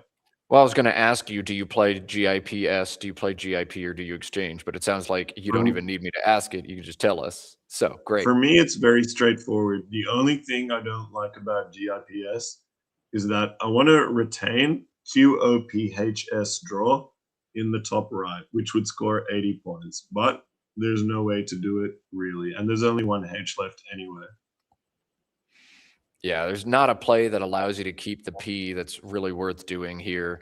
Do you put the S on the end or do you hold it back? Yeah, it's not even close. An S by itself is worth about 8 points. 2 S's worth about 9 points. So the second S only worth 1 point. So the calculation is very easy. This S is worth about 1 point, and I get 1 extra point for putting it down, so I guess I will. One other big advantage towards adding the S here is you need a vowel. And if you're only playing 2 Exactly. tiles, that's 2 shots at a vowel. Now you get 3 shots at a vowel. That'll help you get rid of the Q. You've understood the situation perfectly. But I'm not sure Enoch, looking at how he's going about this, is going to do that. I think he's going to change. And I think Yeah, it's that would be a small error. Engine backs up exactly what you're saying here. It wants him to try to fight through the rack, and it's specifically GIPS over GIP. Yeah, this is good. He's lining it up. If you've played around with Quackle enough, you should know this one. I think for Dennis, it's a closed board, which is another reason to play through your racks. Worse racks are better on closed boards. Keeping this S is a pretty bad mistake. Now for Dennis, DEVALL is the best of all worlds, is what I can see. Yeah, no, that looks really great. There are other plays through the V, novella or Dovin or Devon or novel, but DEVALL scores great and gets rid of a lot of the stuff you don't want to keep on this rack. So if Dennis, oh, wait, okay, 2 things. 1, quiz for the super experts in the chat. What is Dennis's rack plus AT? That makes a 9-letter word. Now, next question. If you saw Enoch play GIPS, Matt, and then you saw DEVALL, whatever that means, DEVALL, you know Enoch has another S. Would you play DEVALL? With the knowledge my opponent has an S, I'd have to look at other things. I think I'd back into novel, but the novel gives back such huge stacks on top. I don't like that. Sure Devolve does. spins way better. Ooh, that's a good question. That's a really good question. I think Yeah, no. I think you would just eat it, right? I think I would. I think I'd do it. I mean, I think it's too many points to turn down. yeah, you don't want to play novella And and over adjust because you know your opponent's got consonants. So yeah. oh, Whoa. I didn't see him. Yeah, he just missed the spot or misunderstood the spot. This to me is a very bad mistake. Yeah, I don't think we need you to tell us why because it kind of makes sense. But tell us why. It just, well, less is more here. It just doesn't score enough. It's not that deep. And now, because the O is left available, Enoch is able to play out of a terrible rack. Mox is 38 and looks like an insta-play, doesn't it? And yeah, this could be a huge turning point for this match. And that can happen if you play nodal and you play a bit too scared, which maybe that's why. Or maybe he just didn't really consider properly playing there. But it worked out okay for him anyway. He got Zyme or Enzyme there for a lot of points. Enzyme 64, Enzyme 63, or Zyme 58. Enzyme is a word I'm never going to spot in my entire life. And I don't think anyone else will. I've never seen it played. It's a very hard word to spot. But we got an expert in the house, and he's going to spot it. So if he does, very, very good. I don't think Enzyme is right, though, just because it seeds that triple letter score with a vowel on top of it, with the X lurking and other big stuff. I don't know. Play Enzyme. I'm pretty sure that doesn't matter. I would play Enzyme here if I saw it, which I wouldn't ever. Is there any universe where you play Ameline down from the A for 40 to retain the Z? Oh, no, it's a bit too weak. By the way, let me tell you something.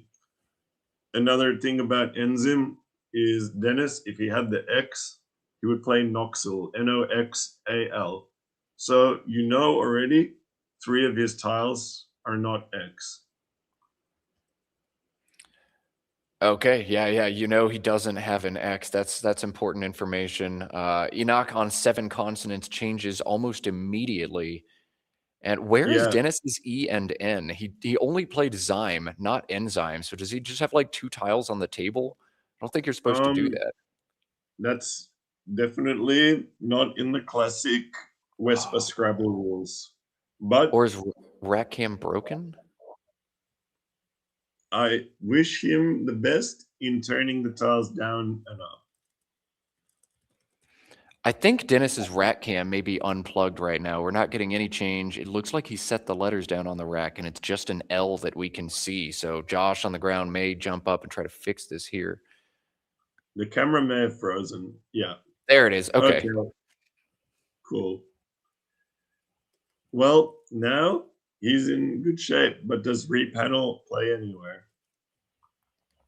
Repanel does not play anywhere. There are no playable bingos on this turn at all for Dennis after he plays Zyme instead of Enzyme. And now this is a really interesting turn.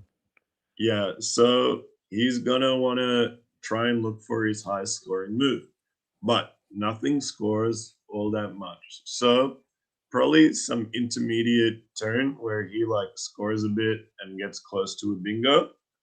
That's probably what he's going to be looking for. I think PE and Zyme and ZE is not crazy. I think Ape and Azyme is not crazy. I think Enzyme is not crazy.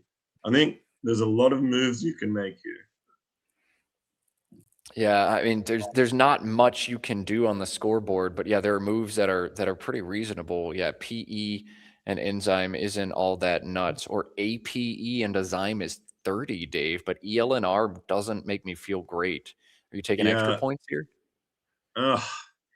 PEARL is a really weirdly strong lead. Like, I think it's better than PEARN, which is a bit counterintuitive.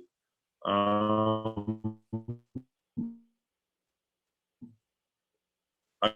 kind of want to play this dying. I think the floating L maybe. Okay, I don't know, man. I don't know. Someone tell me. That's your job. That's why we're giving you the big bucks, so you tell us what to do. Oh boy. All right, let me oh well, I'm glad I don't have to think about this anymore. Wait, what? All right, that's bad. Okay, bad job. I think he sees 25 vowels, 26. No, 25 vowels, 26 consonants. You play more vowels. Yeah. There's just some sort of like misunderstanding or just bad whatever. You just didn't want to play 2 tiles because it was dumb, or he didn't see Enzyme, or he didn't see PE, or he didn't like LERN. I don't know, whatever. And right. Enoch here, massive miss of Wuja or Waxia. That is a huge error. Maybe he doesn't know the new words all that well. Yeah, WUXIA just scores 3 more points, plays off the W instead of the N, and otherwise, I mean, Oxen does set up his S that he's got, but yeah, I agree, big blunder there from Enoch. You gotta make that play better. Yeah, that's a weird miss. I don't know. I guess he just doesn't have those words in the front of his mind. Someone's saying in the chat he had Wuja lined up. If that's the case, this is a crazy tactical gambit. I love the idea, but it's very, very bad.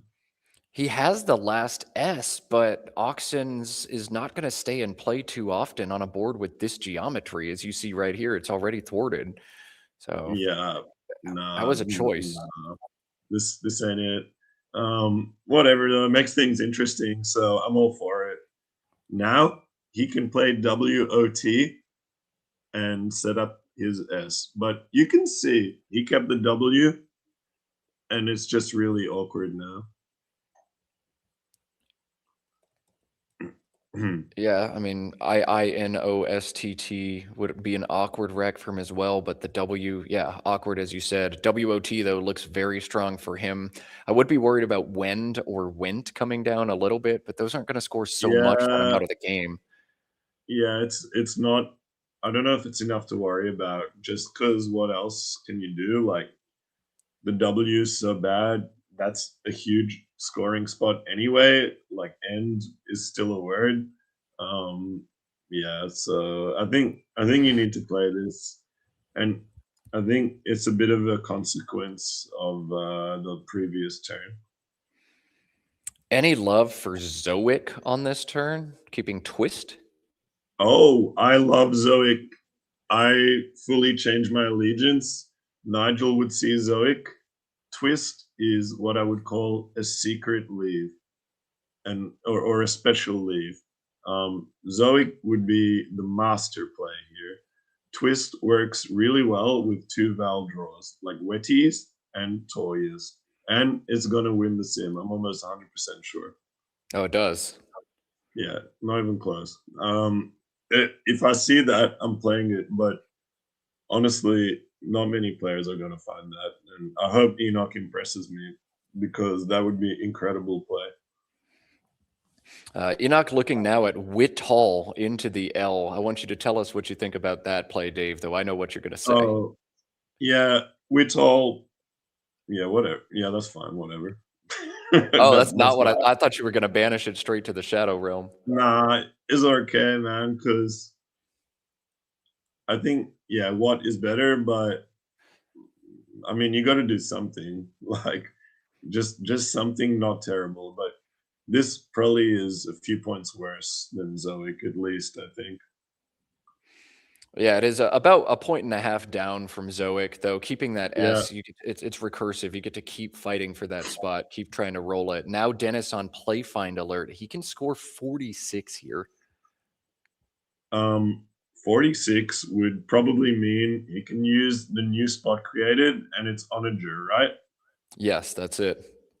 Yeah, I think that's why Zoic is a better play. You know, I did say before, the spot isn't that dangerous, and it's not, but it still is a threat. And Dennis should be able to find Onager here. Is a big turn. It's a big turning point. It's a big score on a dead-ish board, and he should be feeling pretty good after this. He should be feeling pretty good after this. A nice find from Dennis, but a nice find as well from Enoch. Through the blank T on the board, he's already found a 60-point bingo. So this is not by no means game over. And that unseen pool has more vowels than consonants. This one's going to get spicy. Game on. By the way, the answer before, lanolated. Lanolated. Oh, that was the 9. Okay, the 9 in that rack. Lanolated. Sick. Lanolate's not a thing. Someone tried, but not a lot of love for that quiz. It might have been too hard. I think just dropped at a very interesting moment as well. How did Dennis draw so many consonants? That means the bag is like all vowels, and Knox going to get destroyed on his post bingo draw. Very, very interesting. I'm keen. Why hasn't he put it down yet? What do you think he's thinking about? I do not know. Maybe he just wants to have his paperwork and tracking all done before he pulls the trigger here, but there's only one bingo. VIA does score 30 points from the V and overran, but I hadn't considered that. This is a classic don't play the bingo spot, because the bag is very bad. And I actually think VIA is a very serious play to consider. I'm going to tell you, it's not the bingo that wins the sim. It's also not VIA that wins the sim. Yeah, that's not surprising to me. I mean, it is surprising to me that that VIA is better than Ostinati, which means that something else even better would win. This is a classic don't bingo spot, and I'm gonna not spend my time looking for the spot, even though you're killing me here. Oh, I mean, imagine if it was anti-oxen. Is that a word? But no, I don't think so. No, it's Zoic. It's Zoic again. Oh, right, of course. Whoa, that's wild. Yeah, dude. The thing you have to understand here is the bag is really bad. And when the bag is really bad, then your good tiles have a massive premium. It's really as simple as that. And Yeah. I mean, I'll be very impressed to see this turn down, because I think Ostinati is the kind of mistake that I would make. I think I would have pulled the trigger on it very quickly and rushed the turn. But yeah, knowing that the bottom line on this board is mine to bingo, I've got the last S. Yet be patient. Ostinati kind of feels like I'm going to lose. I only get 60. I get rid of all my goodies. I'm drawing into garbage pools. Not a recipe for success. So the bingo declined for Enoch. Great play from him. So good. I'm thrilled. I love it. Yeah, wow. Okay, and I mean, Dennis has to be looking at the bottom of the board wanting to block, but I'm not sure that he's got Enoch pegged on an S at all here. Yeah, forget blocking, man. That's completely out of the question. That spot is not going to get blocked. There's no anything you can do about it. So just maybe play for the S yourself and try and make a bingo. Okay, so here comes Frith now out of a tough rack. Dennis is going to score a lot of points. This is the most he can do, and that makes sense on a tight board. Just score, baby. Yeah. Enoch drawing into station. This does not play. Once again, he's got Ostinati available, this time into the eye. Is this another decline the bingo rack, Dave? Yes, you have correctly realized that this situation is just the last turn, but worse. So now I would be looking at PYAT and TO, which PYAT, it's a word from the year 1300 or earlier, maybe, for a magpie. I'll just throw that out there. Okay, Wow, maybe not that early. How did you know that? You know what? I don't know. I don't know. It's in my head somewhere. Okay. No, okay, I was well, right. I just fact checked myself. Yeah, so I think TO Payat, I don't think you should bingo now. I really think is a very bad idea. And I think you can afford to sacrifice 40 or 50 points. All right, so Dave says still don't play the bingo here at PYAT and LO, or maybe just Zoic again. Yeah, Zoe, fine, but this time a bit worse in my opinion. Yeah, it keeps more consonants this time, but look how many E's are still coming. If you can peg yourself drawing an E for sure, then that feels all right. All right, look at this, Dave. Beast. I'm jumping up and down in my seat here. You don't know, but I'm jumping. I believe you, Dave. Man, Enoch, Wow. 2 very difficult turns in a row, getting the thumbs up from a 2-time world champion. This is cool. Was the simulation in support of that? The simulation, I was only running 2-ply, which is probably not the most accurate, but it actually won it off the bingo by a point. Oh, by how much? 1 point. Oh, okay. So then whatever. Okay, but really good recognition from Enoch. Now he draws Disdain, which still doesn't bingo. How many times can he keep staying and not draw a 7 ending in S? The goal here is not to bingo. It's to go out first with a bingo. Okay, so now we see the block LOBI, a big sacrifice to knock it out. Do you like it, Dave? I need more time to think about that. I don't hate it. I think it's pretty clever. I usually don't support this kind of blocking, but to permanently disable that entire area, I think it's a good idea. I'm not sure is the answer. I don't know.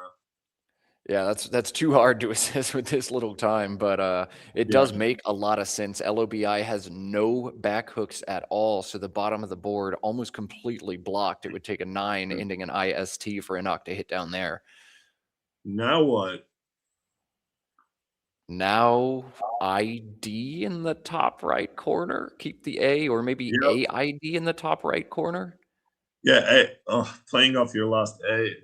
Yeah. You Oh, know, the problem with doing this fancy Nigel stuff is you don't have the Nigel brain to work through this and just carry it out. But yeah, ID in the top right. Sure. wait, check this out. So now Dennis has refluent into the blank T of Oh, Huitan. yeah. So if a But knock doesn't bingo here and refluent comes down, a knock could, triple bingo out he maybe. can't. Yeah, he can't play that. It's funny. He has to turn that down as well. It's getting to be a really interesting game. So now nobody wants to Uh, bingo. All right, here comes bait. Okay. Yeah, that's just he got a bit confused. I think this is a really bad play. Like he just wanted to open something and he just didn't need to. Like he can just wait. I mean, you have to think after your opponent makes the other block, if you try to play ID, then your opponent's going to block the IT and Huitains, and then there's no more Nah, spots dude, to bingo. it's okay, man. Don't worry. Don't worry about it. It's gonna be fine. Like you can just open it later. Don't worry. Okay, so Dennis is bypassing refluent the bingo. Enoch misses all of the E's in the bag again, draws the Do you J instead. you think he even saw Refluent? I'm not sure. He didn't give us any indication that he did. It might have been a whiff, but even if he saw it, I don't think you play it. Wow, Dennis Wow. drawing every E in the bag. E-E-E-E-R. This one's not done Wow. yet. Enoch can score Yeah. 30 Oh with no, Raj. this is not over. But now JET Raj. and then a Raj for 30. Oh, okay, yeah. All right. Fine. Or Actually, I don't know. Like Raj doesn't feel like it has great opportunity to win. I don't know. If you I don't know. Raj, go ahead. Look, next turn you're gonna need to open to make a bingo. This turn you can't. And I don't know, man. Like I'm getting really confused. Like just I think you can't. Yeah, I prefer this play. I don't think you're gonna win by outscoring. I think you need to look bigger and decide. He needs to look for and decide. Okay, so Dave's saying I don't think you can outscore, and Enoch leaves the Q in the bag. That is huge as well. If Dennis draws the Q into a rack that has 5 E's, that's Wow. terrible. Dennis gonna block for 5, setting up a reet. Yeah, now you can play ED just to set something up, but maybe it's a bit too easy to block.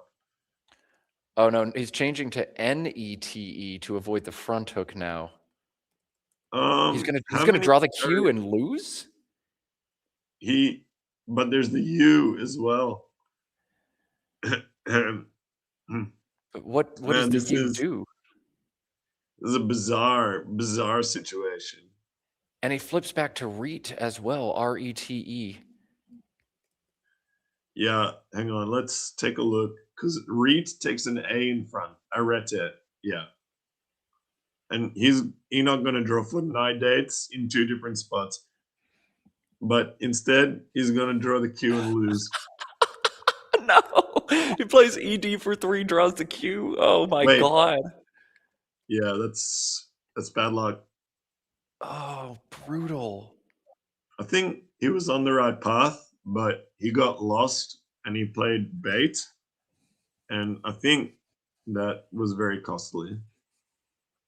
That's so tough when you're like forgoing the bingo. You've got to just hit the line exactly perfectly. And I totally agree. He was on such a Yeah. good plan, but just got a little askew, and also wasn't helped by the tile bag. Dennis drew all 5 of the last E's, and knock any one of them would have given him AEINST and almost a lock for a Yeah. bingo.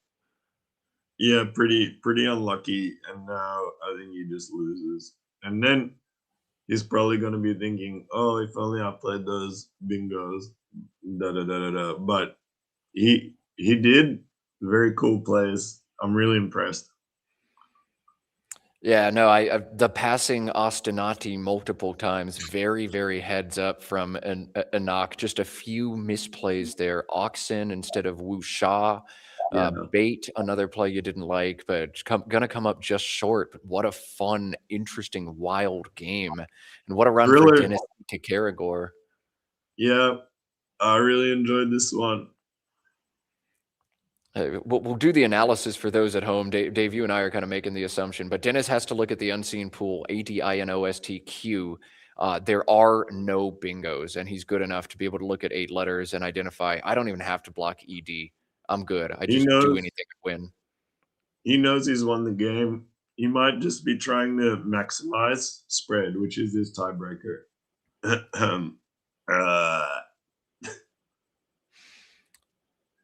Yeah, and just making sure he's not missing any huge Q play. I think it's just QIS and Yeah, Fritz is all he has to worry about. he might just take his time here to make sure there's not a crazy thing he's overlooking, which is reasonable. That's why you save your time for the end, so you can make the most important decisions and make them 100% correctly. Yeah, this was a great game to watch, and I think there was no big mistakes here. Am I right? I think there were some pretty big mistakes. Oh, okay. Well, maybe. Oh, yeah, there were. It's funny. I always forget after the game. Yeah, it was. Look, it was pretty messy. You're right, but in the end, it was very fun to watch, and I probably conflated the two. I had a great time with this one. I really liked a lot of the plays that I saw. It was very enjoyable. Yeah, I'm pleased with the outcome, even if the route there was kind of a winding and wild one. But especially late in a tournament, like Dave, fatigue is Yeah. definitely a factor in competitive Scrabble, isn't it? Absolutely, and that's just another edge that Nigel has because he's managed by some internal pharaoh or something. Then he never gets tired.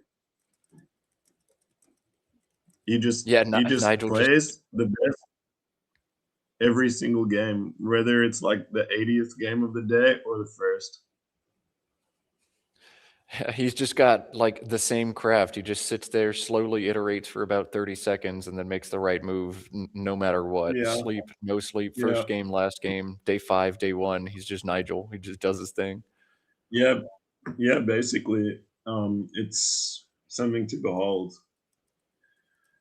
It's truly an incredible skill which he has. Indeed. And it looks like Charles Ranke losing again is the result we've seen. So Charles lost 2 straight to start the day. We might not see him win the tournament with the negative spread. Is Dennis a game clear now? I believe, well, I think it depends on what happened. No, yeah, Dennis a game clear on everybody. Wiegand was a game behind after he lost. So Dennis going to be 2 games clear on Enoch, 1 on Charles, 1 on Wiegand. Somebody needs to beat Dennis next round or this thing might be done. Oh, wow. Winning a game early would be an incredible achievement. We're still waiting on a result to Dave Wiegand. I may have spoken too soon. I see Wellington and Charles both were just 1 game back, but Charles's spread is so terrible. If Dennis wins and Charles wins, Charles can't catch him. Cool. Well, let's see what happens. This game is kind of over. I'm trying to think of some entertaining quizzes to give to the chat.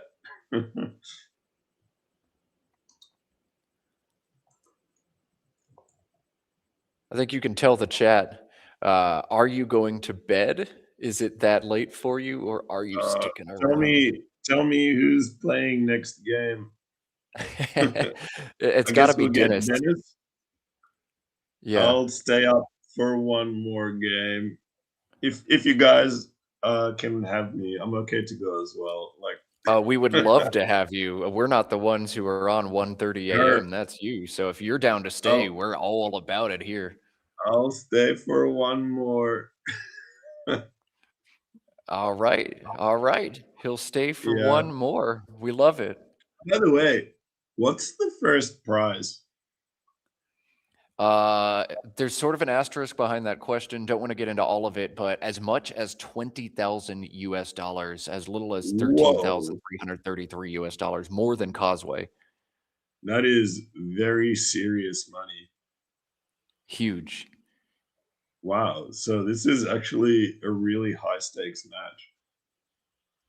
Yeah, yeah, absolutely. So much money. Second place, as high as $10,000. Third, $5,000. There's a huge, huge, huge amount of money on the line Wow. in the Bob Linn That Superstars Division. to me makes Enoch's bold plays even more impressive.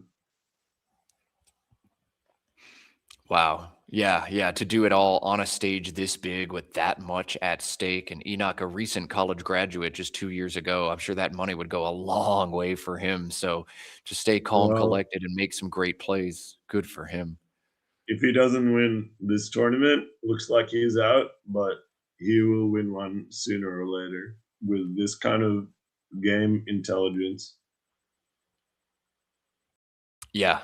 Yeah, we've been impressed with what we've seen from him for sure. I'm seeing that the Rising Stars division running alongside the Superstars division has already been decided.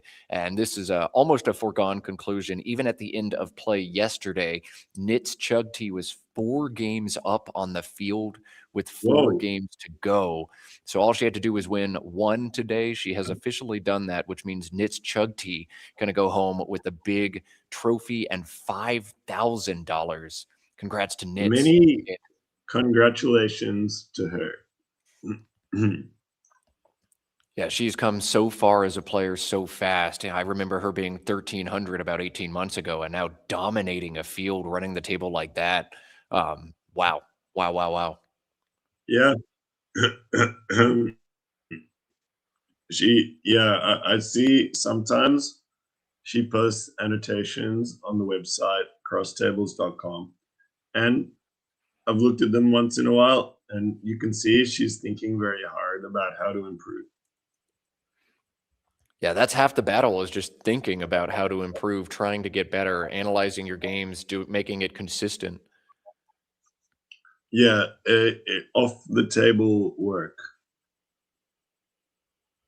And she also went 17-3 in New Orleans and won the lower division of Collins play there. So I don't think Nitz is going to be eligible for lower divisions anymore after this one, but taking Nice. home a whole lot of money before she, quote unquote, ages out of the competition.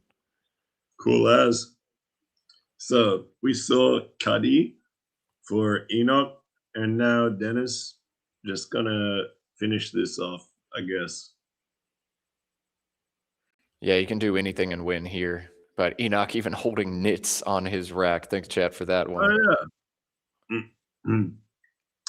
Well, someone says it's a cool end game. I'd be curious to know what the best end game is. Oh, that's a lot of Wonga. Someone said Wonga in the chat. Remember Wonga? It's back. Yes. Wonga's back. Make it a thing. Make Wonga everywhere. Cool. I don't know what's cool about the end game EOI. here. Yeah.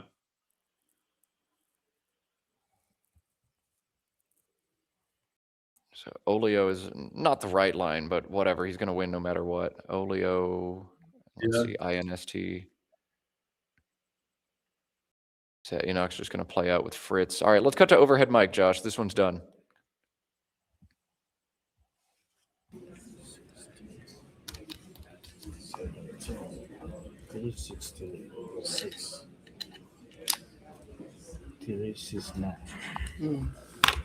When you played this, you had yes.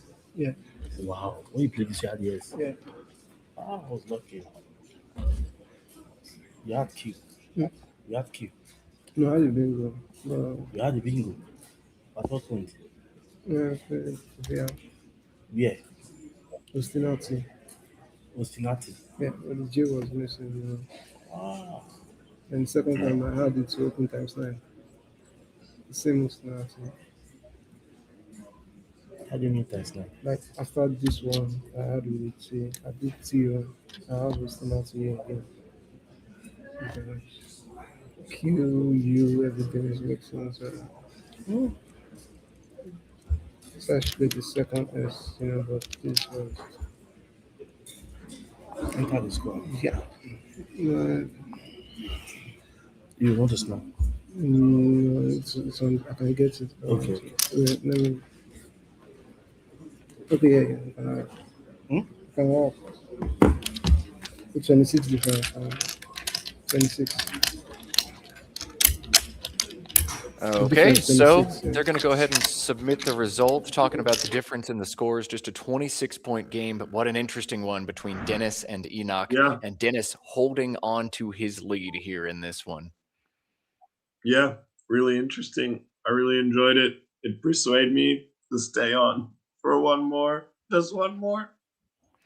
All right, so just one more coming from Dave Eldar. We're going to figure out exactly what that matchup's going to be. We're doing hot pairing, so we've got to wait for every single result to come in, but I'm hearing most of the games are finishing up. So it will be a short break. Before we go, I'd like you viewers at home to do your homework. Once again, if you haven't yet, please click that like button at the bottom of the video. It bumps us up the live stream algorithm on YouTube, and they stay on the video forever. So anybody trying to come back and watch Scrabble play later, the more likes we get, the more likely this video will be sent their way via the algorithm. So please click that like button underneath if you haven't. If you're just stumbling into competitive Scrabble play, this channel right here, Let's Play Scrabble, is the place to do it.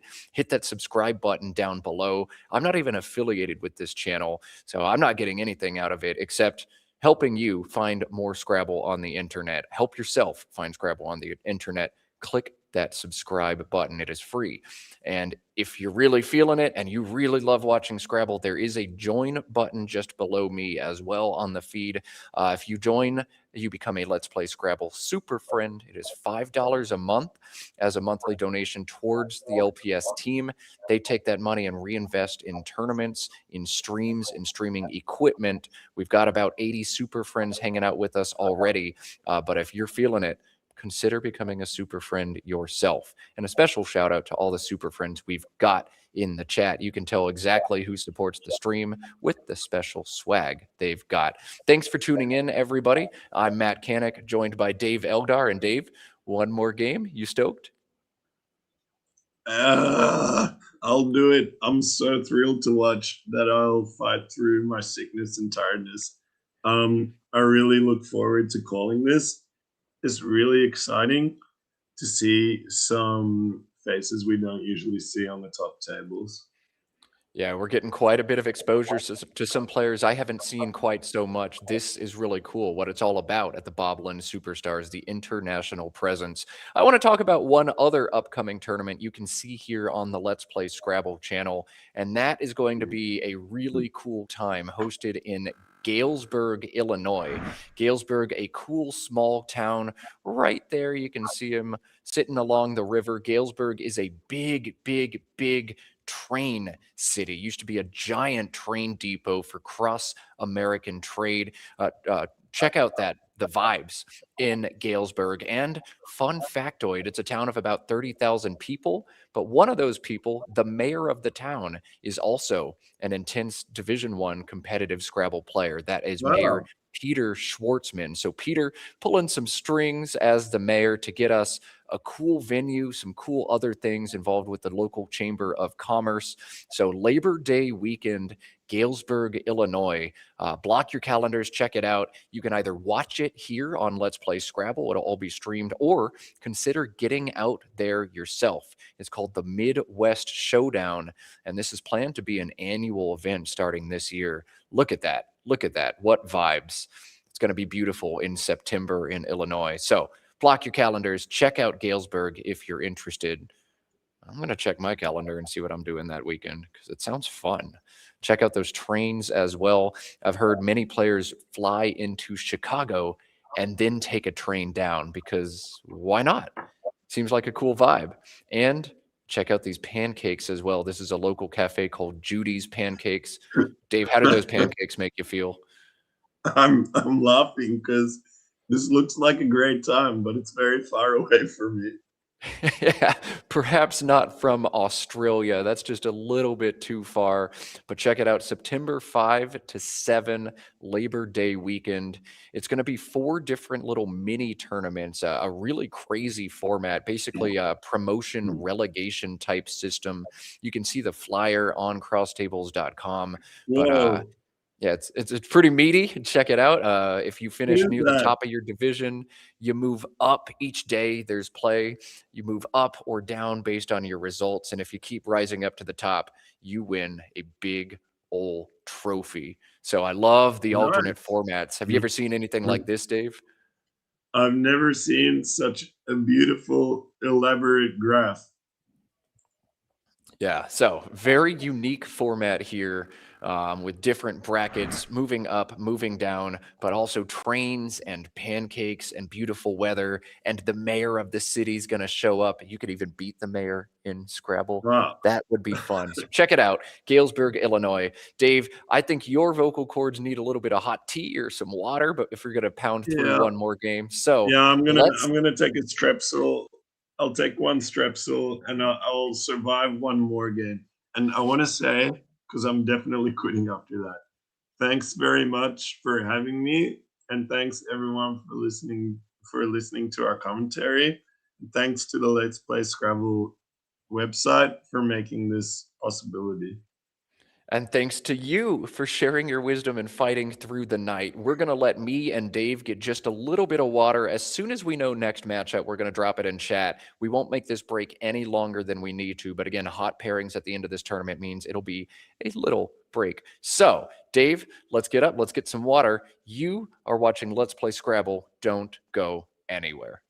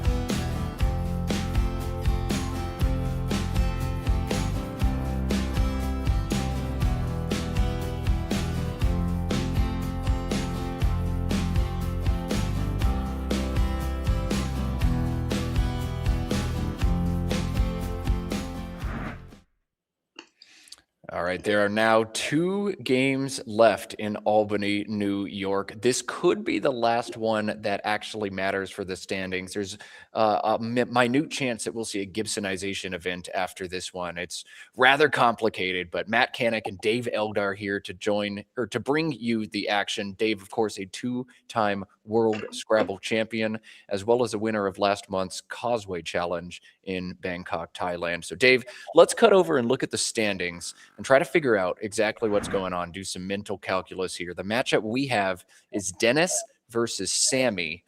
Dave Wiegand is paired against Charles Ranke, and Wellington Jighere paired against Edgar. So if Dennis wins and Dave and Wellington both lose, that'll be it for this one. If Sammy wins, though, Dave, this thing is wide open.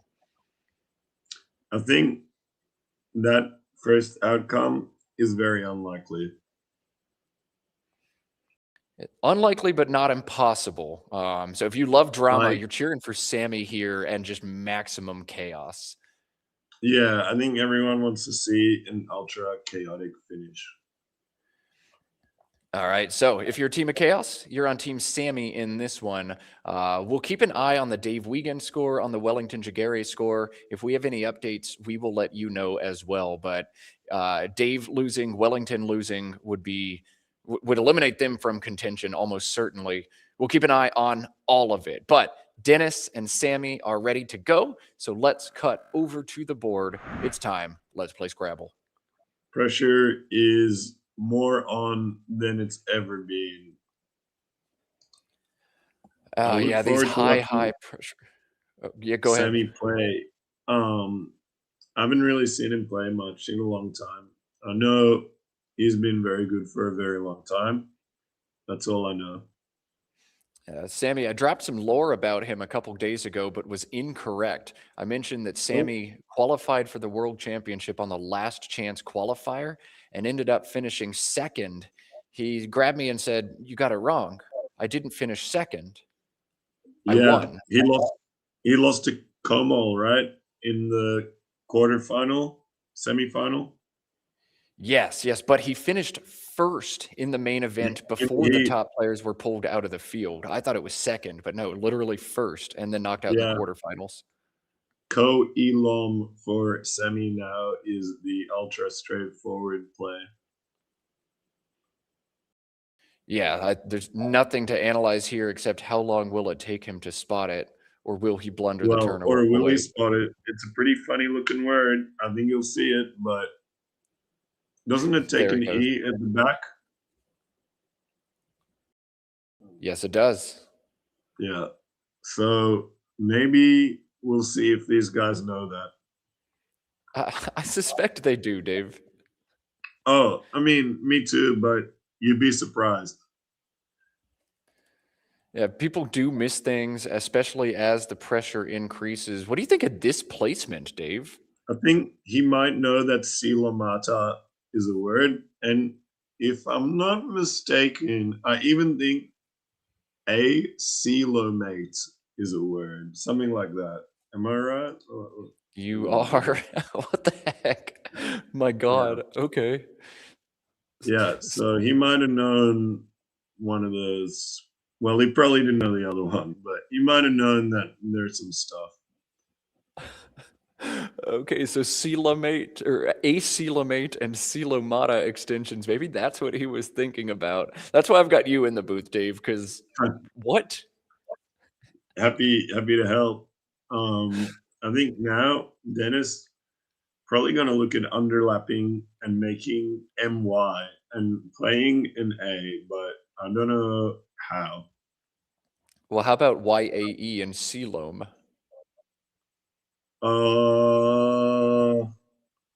Nah, I think YA and MY is just a better version of that. Tell us why. Because the rack leave score is the same, right? 20. It's okay, 25 no, it's versus actually 20. pretty close. That's pretty close. I think just one of those two plays is fine then. I would rather keep the E. Like, I think that You know what? I don't know anymore. I'm not sure. What about this play, Yale. Dave? Nah, that's not good. I don't know. No, I yeah. don't know about this one. Yeah, Yale's why no would good at you? all. Why? Yeah, don't be playing your your E off for free, like, and then giving big big overlaps. No good.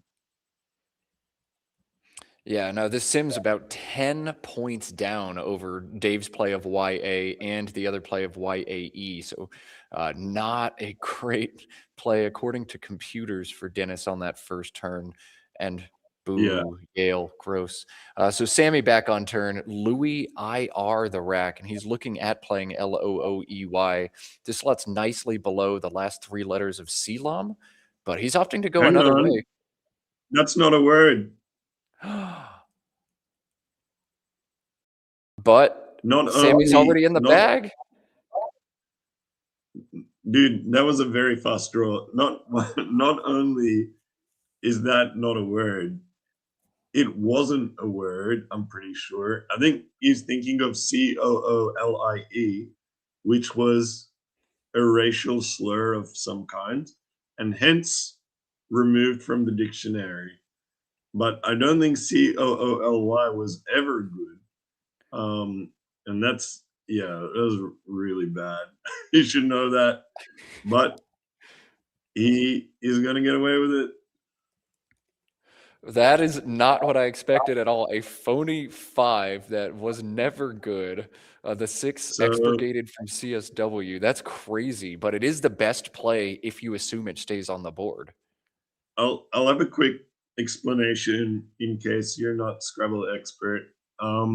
Once you play a word and you draw a tile from the bag and it hits your rack, your opponent has implicitly accepted your play and no longer has a window with which to challenge. So you need to watch your opponent very, very carefully so this doesn't happen. That said, I'm not sure Dennis even knew that this wasn't a word. So yeah, that coming by getting down, yeah, definitely didn't expect that. I wonder if Sammy knows the book on Dennis, if he's like, if Dennis is not so solid on the short stuff and you can sneak stuff by him. But Sammy did reach to that bag insanely fast to try to get replenishment tiles. So maybe Sammy a bit unsure or knowing he was taking a shot at Dennis. That Look, was crazy. I think there's like a habit when you play something you're not sure, you go to the bag very quickly, and then you're like, I just want this to be over so I can't be challenged. So I understand, but it definitely looks a little bit dubious. That's yeah, that's crazy. He went straight to that bag as fast as possible. For what it's worth, Cooley, the 5 and the 6 are both still acceptable in NWL, but were both taken out of Oh, okay. So the CSW. 5 was always good. Okay. So he hasn't looked. It's just one of those things like when they remove words, it's very hard to remember what's out and what's in. Yeah, I think in NWL they took it out and then put it back in too. And like I'm gonna stop talking about this before I get angry and say some stuff I shouldn't say. But this was a word in Collins, was taken out, was a word in NWL, was taken out, and then re-added. And I mean, that just makes stuff like this possible. It's maddening to try to keep this stuff straight when the rules are always snip, snap back and forwards. Makes it very hard to remember. That is absolutely for sure. Dennis, He's gonna play TY. Matthew, Oh, oh. nah, nah. I don't. Surely not. No, not. No. Okay. Is this the What? same Dennis who What? almost played LD against Dave Wiegand? Yeah, he's put a few funny twos on the board.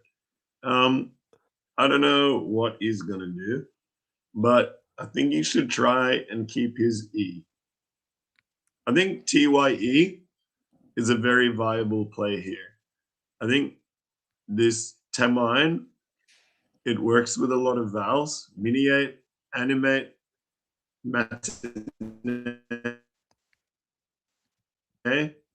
amnio. And so I think TYE failing some big overlap would be my chosen play. All right, so TYE just 8, but it does jump way up on a sim. I think the best overlap would be TATE beneath the ELOM Yeah. of CLOM. That's 25. Whoa, cool. All right. Well, this is a very aggressive play he's putting down. I don't know if he's serious about playing it, because we've seen Dennis put a lot of stuff down, take it back up, but he's committing. And This is crazy. it's a very, very wild and aggressive play. Yeah, I mean, that's all there is to it. It's definitely not a computer validated play, but it's okay. Like, it makes logical sense to score and to keep 2 good letters. That's basically all there is to it. Now, if Semi can't score there, he has a bit of a problem. But he's lined up another phony, Gilpy. I know it's funny because I got away with this very word once. But he should be playing Pig here. GILPY is valid, but GILPIE is not. There is Gripple and Gurley if he's looking for Oh, teaming plays. Gripple. Yeah, Gripple, it doesn't take an S, right? That is correct. Grapple an adjective, same thing as gripple, GRIPPLE. Yeah, that would be a beastly find. But I think it's probably a bit too hard to find, honestly. Like, but I hope Sammy can impress us all with some very deep word knowledge. I wouldn't be surprised at all if he knows this word, but there's a big difference between knowing a word and finding a word. Indeed, there is. And I want to talk about why TAMIN was so crazy from Dennis. You see, it takes the back G and a back S, but it also takes a back E. That's crazy aggressive. That's wild. I really like to see players play so aggressively. So I really enjoyed watching that move. I don't think it will sim especially well, though. No, it got obliterated. Yeah. It's not a good play, but I really enjoy seeing people play this way. It's a lot of fun to watch. I think he's going to play QI very quickly now.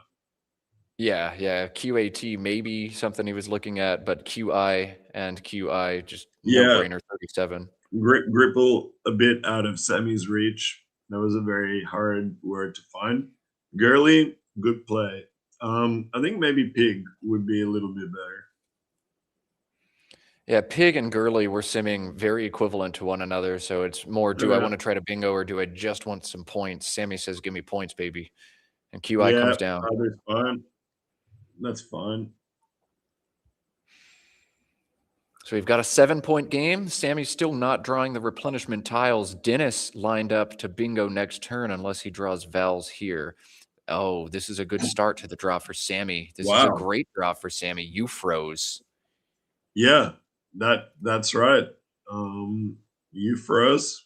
We'll play. It's a very tricky word to see. So I'll wait to see him spot it. I mean, I think he definitely knows this word. But, oh yeah, look. Oh no. I'm trying to figure out whether he spotted it or not. He hasn't. Well, look, let me say this. He needs to spot this. It would be a very, very bad mistake to miss it. He could play UH if he doesn't see it. Yeah, when you draw the bingo, you need to find the bingo. I would not have guessed on my bingo card that Sammy drawing into P and Dennis drawing into AEOT blank. It'd be Sammy who bingos and Dennis who doesn't. Dennis has lined up Uthakai, OOTHECAE. Actually, is he going to get the H? Could he get the H? No, I don't think that's ever happening for him. If for some reason Sammy plays Ufros and Yales for 78 instead of Ufros, EYE, and SAL for 81, that would be really cool. Sammy will never make that mistake, ever. Yeah.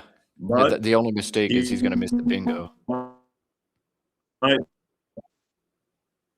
Yeah, he might just completely space on it. What I do like is he spending his time really looking for this? Because it's not so simple. So that's good. But yeah, he just missed. It was a really bad miss. Oh man, he's gonna kick himself on the biggest stage to miss a bingo like that. Oh man, poor Sammy. Well, But it's keeping the game close. Now what for Dennis? Maybe OE and ALE. I think he's gonna play Toea, 19 points beneath the LOM. Oh yeah. That's a bit better, dude. Dennis is. I had Dennis in my head as a bit of a defensive player, but he is not. He's playing really aggro. I love the way he's playing. I'm really enjoying watching this. How do you adjust your game? As Sammy's drawn Porkies, he's going to play this quickly, but how do you adjust your game against someone who plays aggro offense? You don't need to. The answer is you don't. The thing is, a lot of people, when they make mistakes, like if they're too aggressive or too defensive, they just exploit themselves. You can let them make the mistakes, and you just keep playing your game and don't worry. So I wouldn't worry at all if I was in Sammy's shoes. I just play my game. I'll let my opponent go crazy, and then I'll strike when the time is right. Okay, so Dave's saying don't adjust, know their tendencies, but let them shoot themselves in the foot. Porky's coming down for Sammy. Looks like we've got a challenge. Sammy just tries to pull out his phone and look it up. But I guess we're going to go to the computer. Dennis putting his tiles down, but Sammy will see them all. Just remember, by the way, what I said before. Like Porky's is a very common word in Australian parlance. It's from British rhyming slang. Porky pies means lies. But I mean, did we say it was Dennis from Nigeria? I'm guessing that word is not commonly used in that way there. Yeah, we don't use it over here. And Dennis has been living in the U.S. for a while, is my understanding. But yeah, it depends on your regionalism. Well, so yeah, it's not even a U.S. thing. I remember my dad used to say that porky pies is like this weird rhyming slang thing. It's pretty common here, but a lot of people from a lot of different backgrounds play Scrabble, which means they have different definition for what a common word is. So Dennis has just left. Rage quit. I'm out. All right. Well, what is going on? Is he going to the bathroom? You're not allowed to do this. Dennis's rack was exposed already. Can I go to bed now? Not just kidding. I'm really enjoying this. And Dennis has a 90-something point bingo on his rack right now, and he just walked out of the room. He just walked to his bag. Maybe he's getting a water bottle or a cup. I don't know. Probably if these guys are friends, which they might be, I don't know. They probably trust each other. It's okay. Yeah, he just grabbed another piece of paper. Okay. Yeah, so Dennis grabbing some more equipment, covering up his score sheet or something. But Dennis, I just punched his rack in and lost it. But Dennis does have a giant bow legs, right? Bow leg, yeah, that's it. Yeah. Bogets, whatever. What is bogets?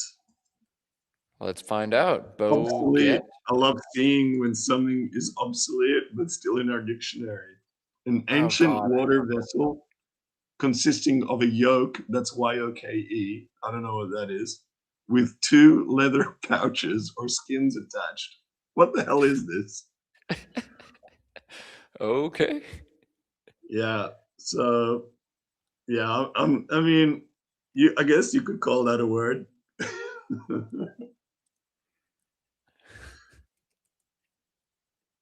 I think it was BEGOSW blank. So yeah, Boguettes, legs. Wait, it was Boguette, that's the definition I'm getting for Boguette is budget.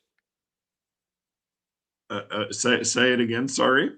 The definition I'm getting for Boguette, like BOWGET, is just budget. Oh, I got something different. How interesting. Maybe they changed it. Yeah, I've only got the CSW 21 definitions queued up on my computer, so I guess it changed somehow. I don't understand how a word that archaic can change. Maybe someone in the chat can unravel this mystery for us. and bow legs, is my opinion. And failing that, also web logs is on the table. Here comes bow legs or Boguettes. Boguettes. I think All right. Boguettes is going to be a more known word to Dennis than bow legs, but I think he'd know both. Boguettes is a very old classic Scrabble word. And it's what we see Dennis play here. Dennis taking the lead again by 4 points. What a game we've got going on here. Sammy 195, Beautiful. Dennis 199. So now, X and OX for Sammy looks very good. Oh, ADAX. There's also ADAX and XU. There's one other crazy play here as well. Re-add. Oh, yeah, that's cool, but I don't think it's good. AX, to me, speaks. So AX and PA and OX is what you're looking at. There's just one O unseen. So OXO not too likely to come down. No Y's unseen for OXC. Okay. Okay, that's what Dave says. Sammy's looking at ADAX. Is this going to be a mistake or just something different? For me, I haven't seen the sim, but I have a feeling it would be a very big mistake. I think is unnecessarily aggressive. Okay, well, I'm running the sim numbers now. They're fascinating. I need to get under the hood on this one a little bit. Cool. Sim does not like AX. It's got it 5 points down on both ADAX and re-add here. Wow. Well, shows what I know. I've just got 2 Cool. world championships. I don't know anything. Yeah. All right. Re-add. Wow. And ADAX. Okay. So Sammy's instinct is better than mine potentially. I guess Dread is a really good rack, but I guess the way the board is shaped is not going to lead to a bingo. And I was just kind of like autopiloting that this is a good rack and I'm going to bingo somehow. But I was wrong. So yeah, that's all there is to it. I just misunderstood the situation. Let's see if Sammy understands the situation better than I do. Both re-add and ADAX look great for Sammy, and we see Dennis's draw into Abthane. This plays down to the S and Boguettes. So if Sammy keeps the X, he'll be able to punish that spot. If he plays ADAX, this board's going to be wide open. But Sammy sees the situation the same way you do, Dave. He's playing Axe here. Nice. Racks. Oh, wait, what? Why? I have no idea. Oh, yeah, no, I don't like that. I think that is the worst of both worlds. I don't know. The R works very well with A, D, D, E. So for that reason, I don't like this play at all. I'm wondering what Sammy's logic is, because I'd like to hear the way he's thinking about this. I wonder if he's trying to obstruct access to the top line or something like that. And I think that logic is really cool. I really have no idea. Yeah, I don't get it. But the R is too good to part with. Yeah, and you see now it's just a really, really awkward rack. Sammy's pulled VUZ. Like, you'd much rather have an R there than those tiles for just 2 extra points. Yeah, I'd rather have an R than, well, yeah, most of that rack. Yeah, now it's just a bit dodgy. Anyway, Abthanes has to come down, and then in return, probably VADE or ZEDA. It's going to be interesting to see which. All right, here it comes. Dennis has found the bingo. He's held back for a little bit. Hate for 45 under the ETS of Boguettes. Maybe what he's thinking about, but this is way, way, way too many points. And here it comes for Dennis. I think he was just flirting with the idea of not playing the bingo. But I think he knew that he has to play the bingo, but he has it's like an emotional thing. Like, you don't want to do it. I understand. I think a lot of players do that. Yeah, you've just got to do it. It's a lot of points. That hotspot could hurt you really bad. Like Sammy could just drop a 90 or 95 point bingo right now, but you have to do it. And what? This is going to be Vade, keeping the Z back.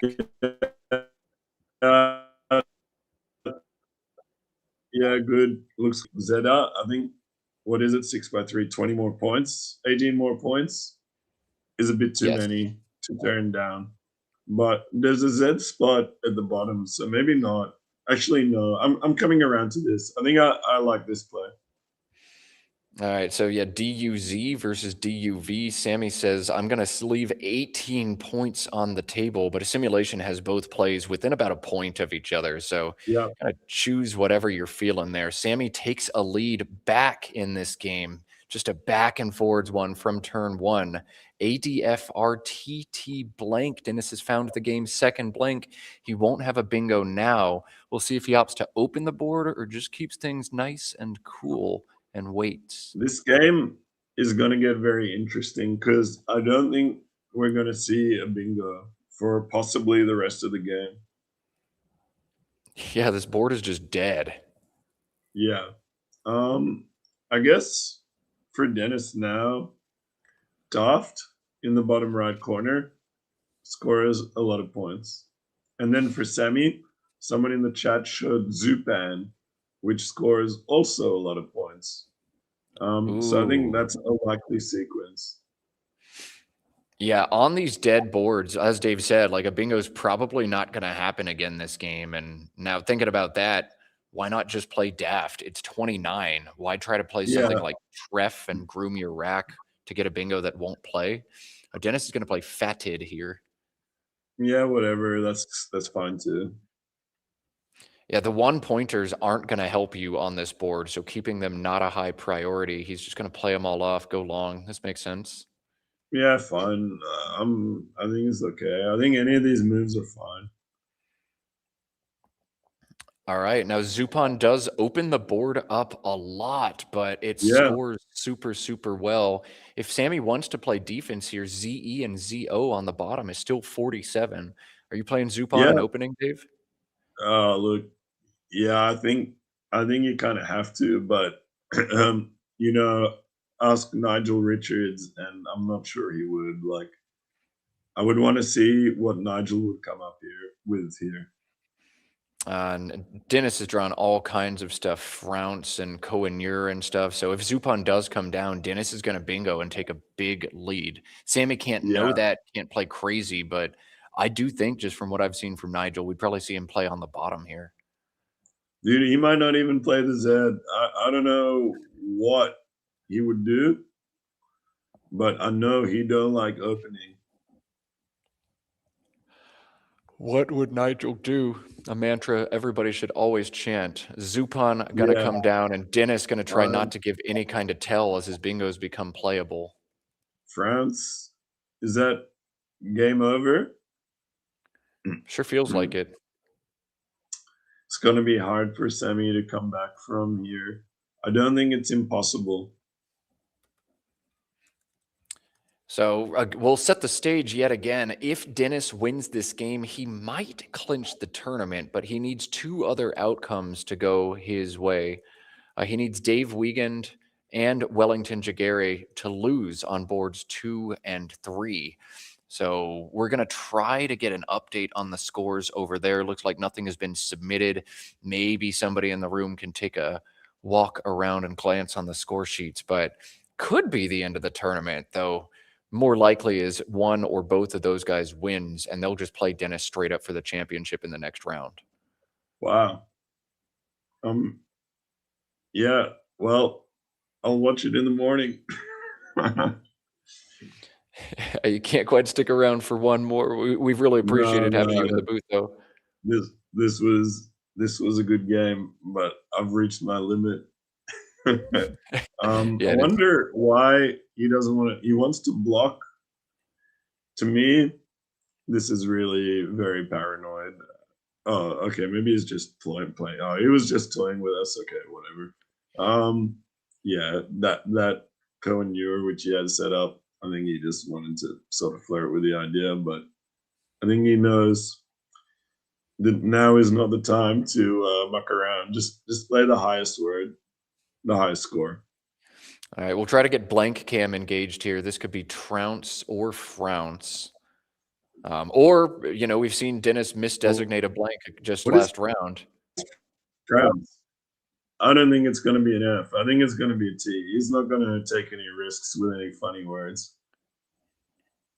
We're playing for real money here. This is not the time to decide that France is where it's at, in my opinion.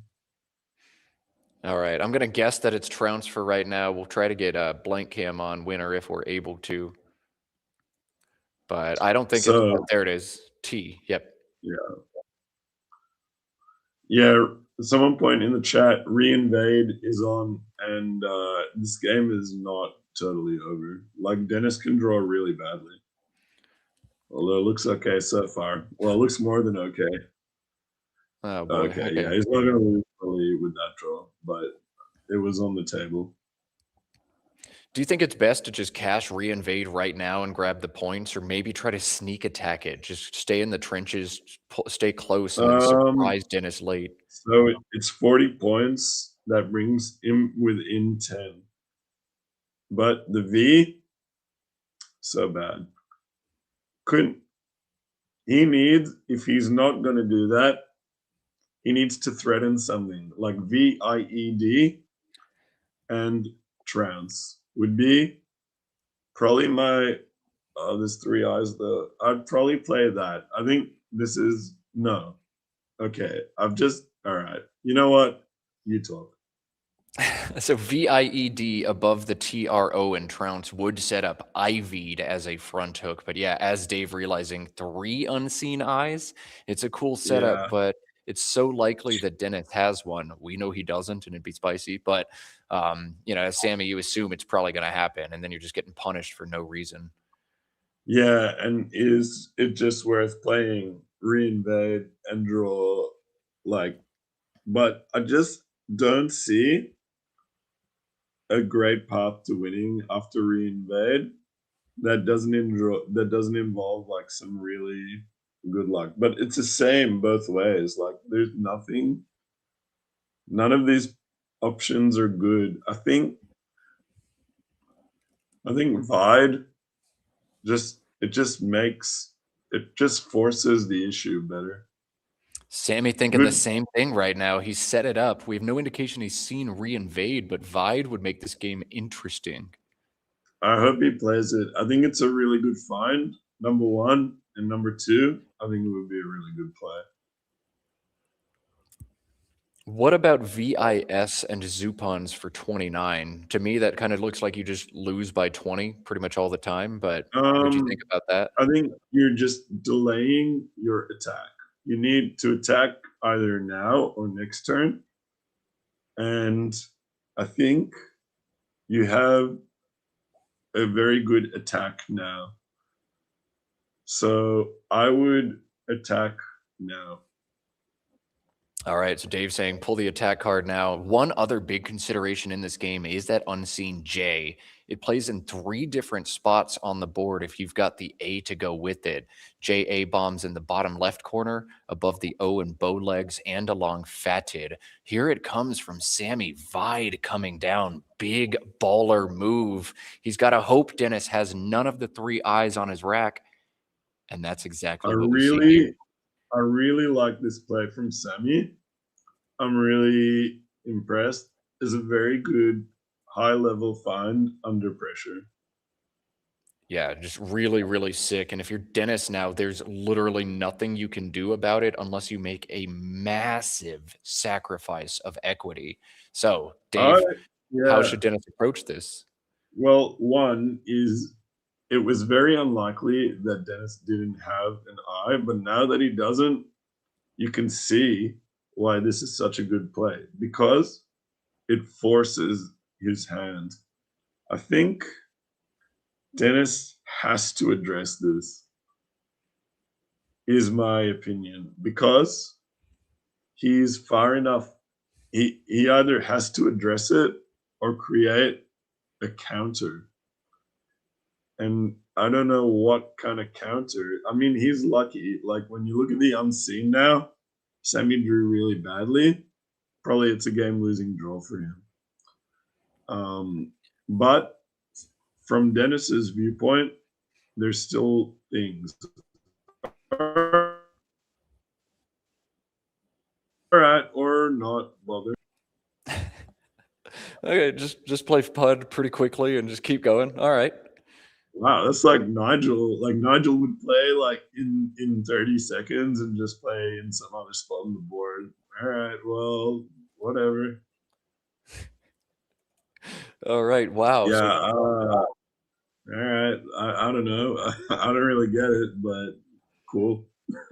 I mean, he was right. yeah, if he plays PUD and gets bingoed on, he's going to be huge sad. But I guess Dennis some kind of read, some kind of tell, some kind of info. Well, Chooses I not to think block. Dennis knew that it was very hard to address. So it just That didn't.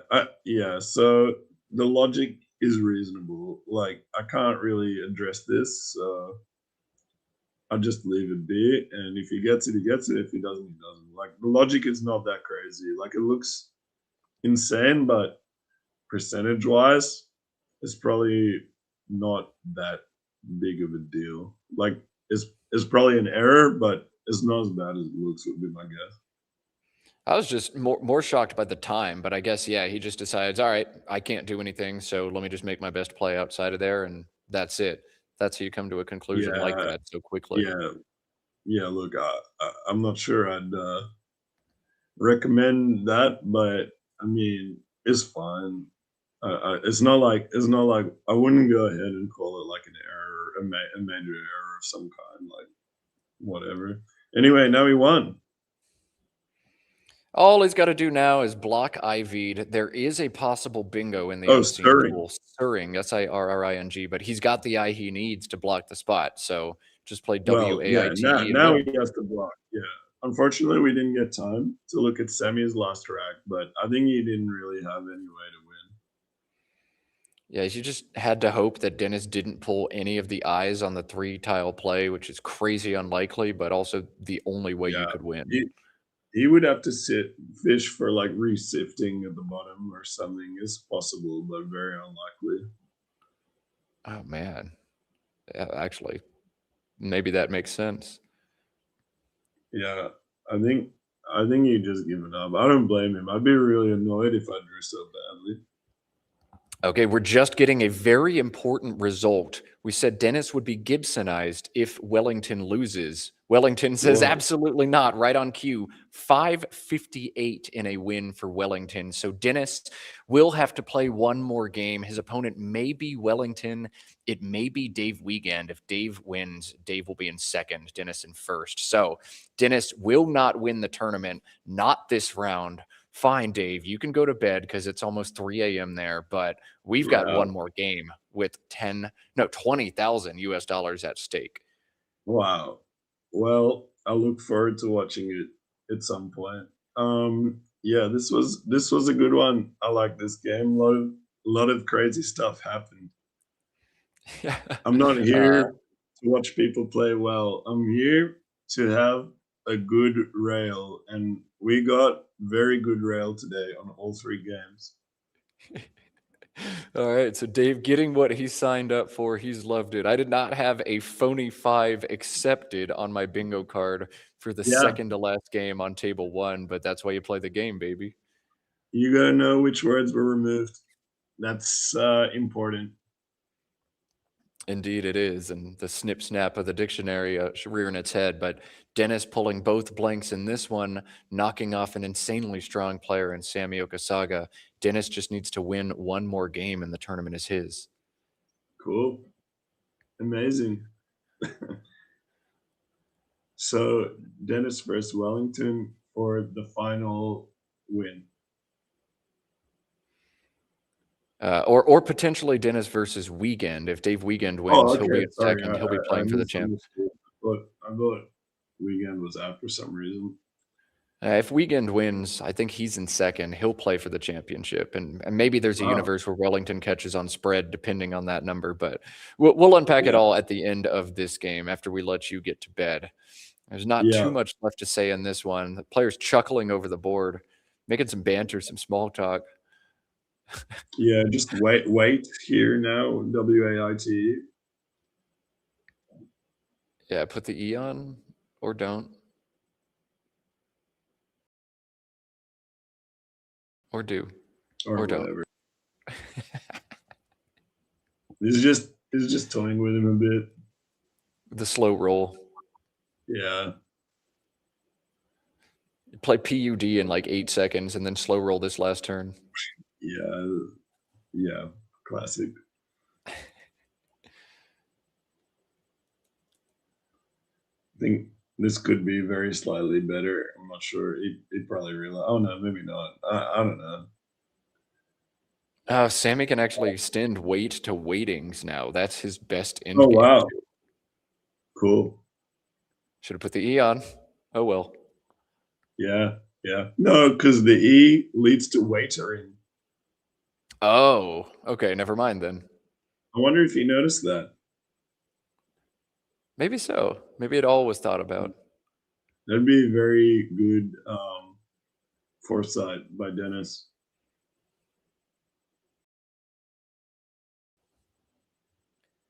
All right, so we're going to see the J ejected from the rack. Jaga comes down. Dennis can go out if he wants to, though he's actually not supposed to here. Same. Yeah, probably doesn't score enough even. Hey, okay. Someone in the chat, waitering said that's even valid. Sorry, go. They're talking about something. Dennis just pointed at Cooley, and then, I don't know, there was some exchange of words, even though the game's not over. I wonder if Dennis asked, is this good? And Sammy said, I don't know, or, we missed that bit because we don't cut to overhead mic till they stop playing, but something going on with Cooley. I bet they check it right after the game. Yeah, that's getting looked up straight away.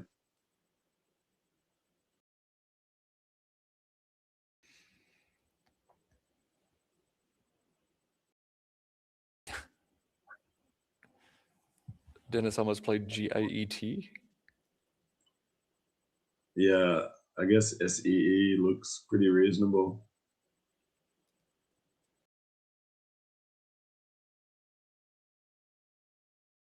All right, and Sammy's just going to make his highest scoring move of INS or NIS and Zupons. This is what he's supposed to do.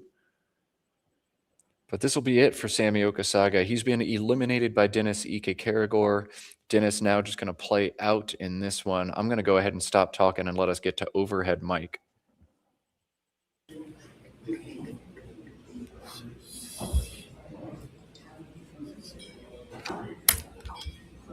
Seven out. That's for 11. 4-6-2. Thank you. Wish you luck in Jesus' name. Amen. Martinez. Waiting there for the last time. Huh? Waiting there.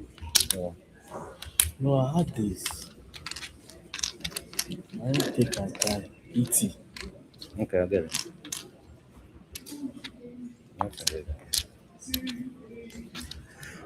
Even with this, that COR, even if I don't play super, yeah, because I get, and my rack receive me, I get SIDE.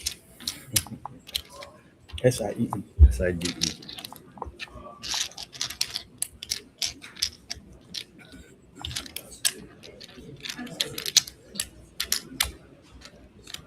They don't remove that. Hmm? They don't remove that. I'm not PC.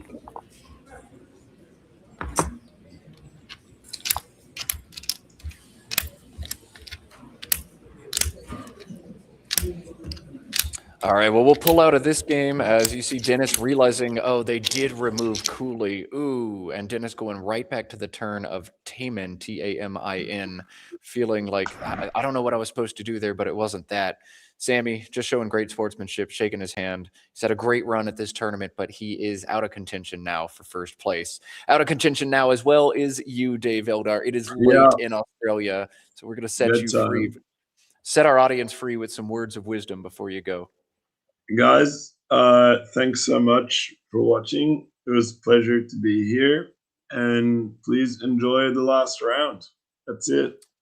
All right, a mandate from former world champion Dave Eldar. Enjoy the last round. The last round will be coming your way in a few minutes. We got a couple more results to come in before those pairings. So get your seatbelts on, get your popcorn, get your drinks. One last game. Dave, thanks for everything. I'll be joined by Jason Idalski for that last one.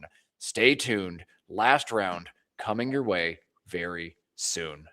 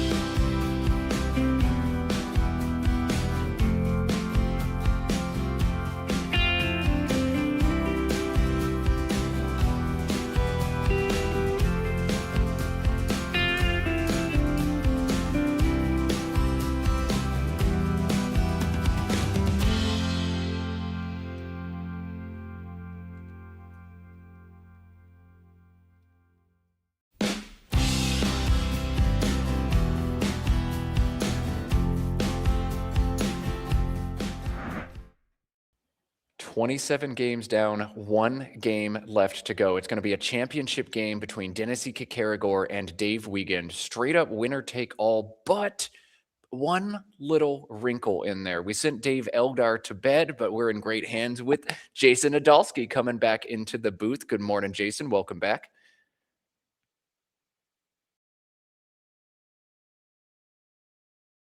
And it seems like we might have lost Jason. So if we try to get that connection back on Jason, we'll look at the standings while we try to rescue Jason from the depths of frozen domain. But here's the standings now. Dennis a game up on Wiegand, but Wiegand's got the spread advantage.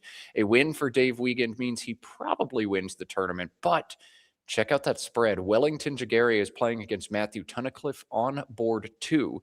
Should Wellington knock off Matthew by a big margin and Dave Wiegand narrowly wins this one, there's an outside chance, I'd say 3 to 5%, that Wellington actually ends up your champion here. So we're going to try to keep eyes on board 2 as well. If we see a big Wellington lead, things could get spicy with a narrow Dave Wiegand victory, but technically 3 guys could win. Most likely it's going to be the winner of this game you're seeing here. Outside chance, though, that Wellington gets it done.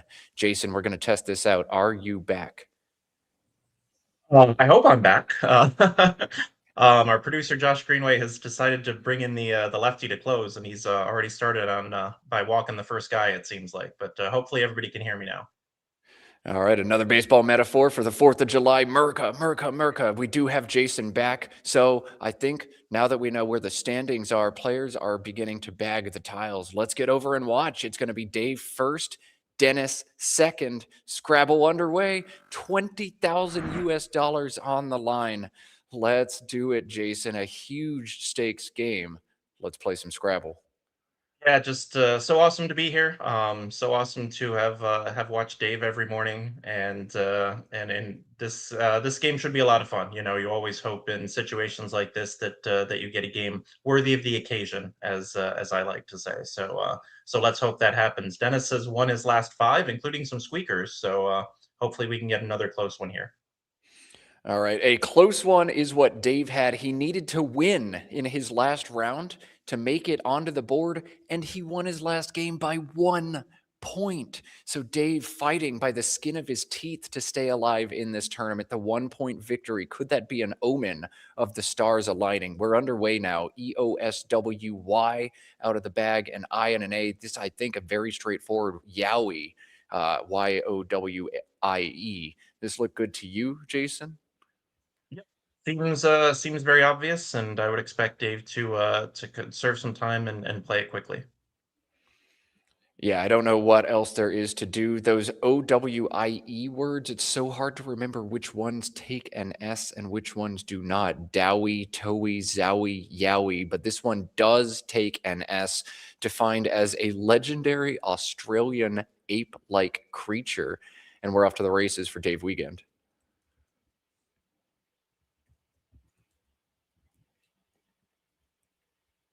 Oh, man. And Jason, check out this draw from Dennis, BGKPXUJ. Dave finding a blank out of the bag, setting it up correctly. No sideways blank alert there.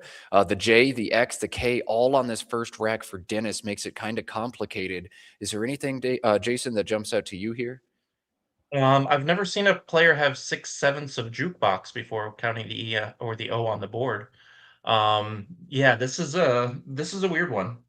Looks like he can play Bujo or Buho, Bujo to the O in Yowie.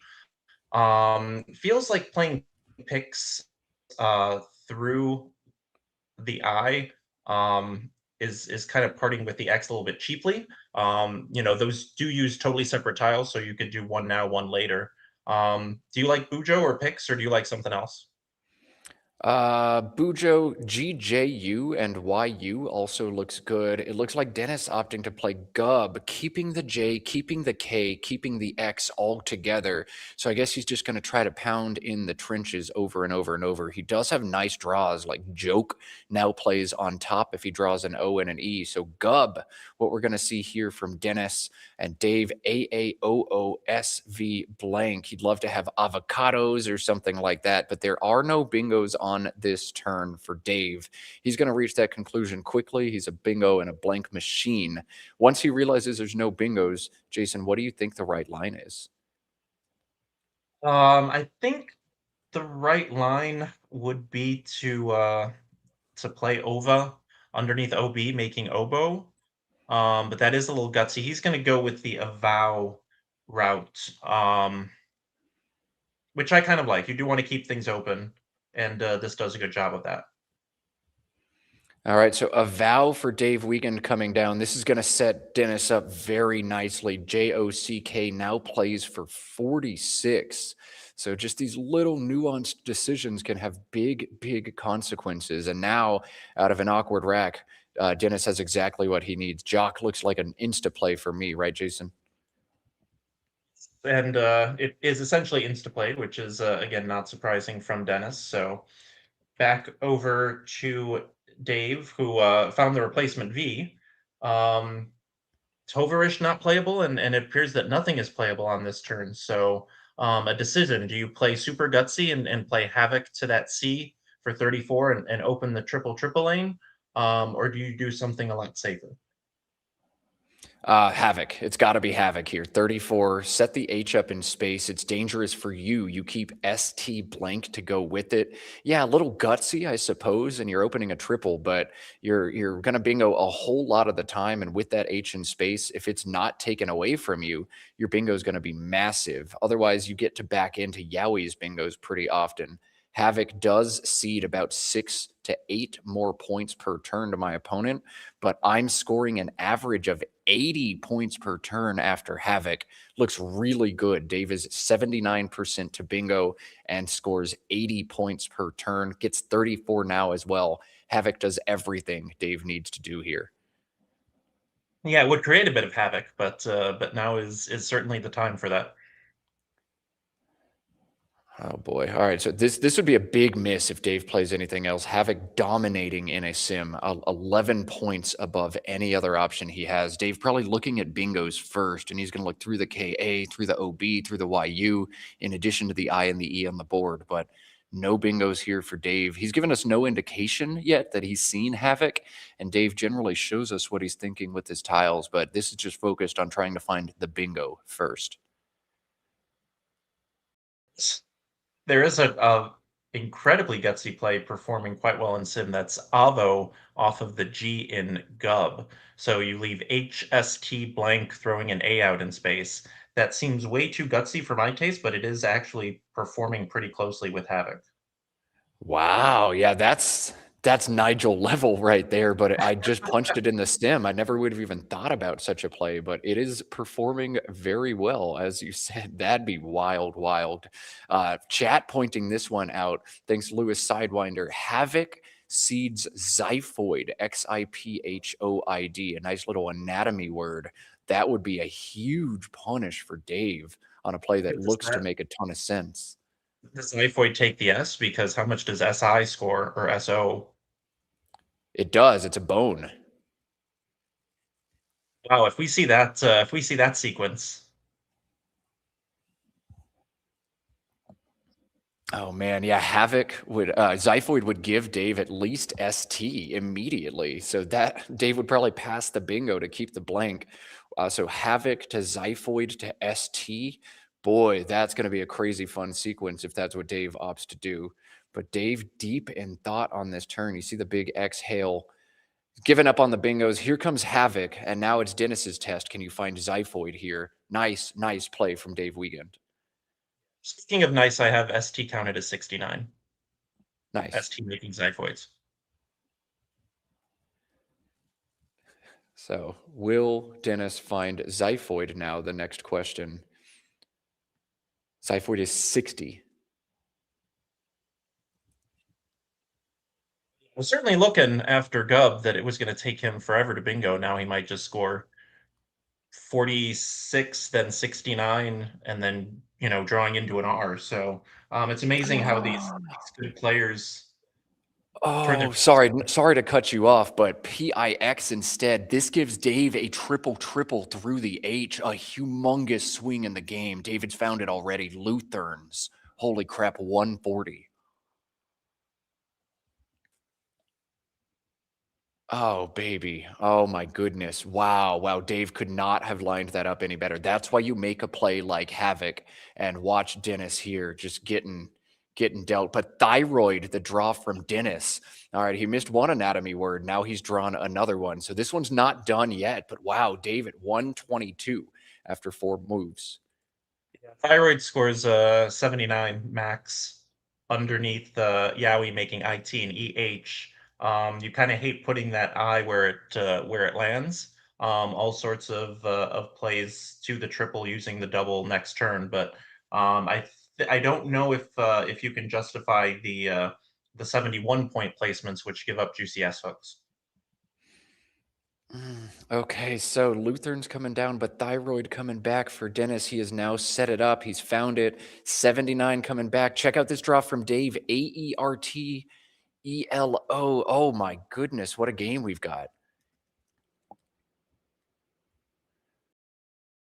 So Dave, oh my goodness, Dave's got 2 bingos here. He's going to spot Arrow Light through the eye very quickly, but he's got 81 on this turn too.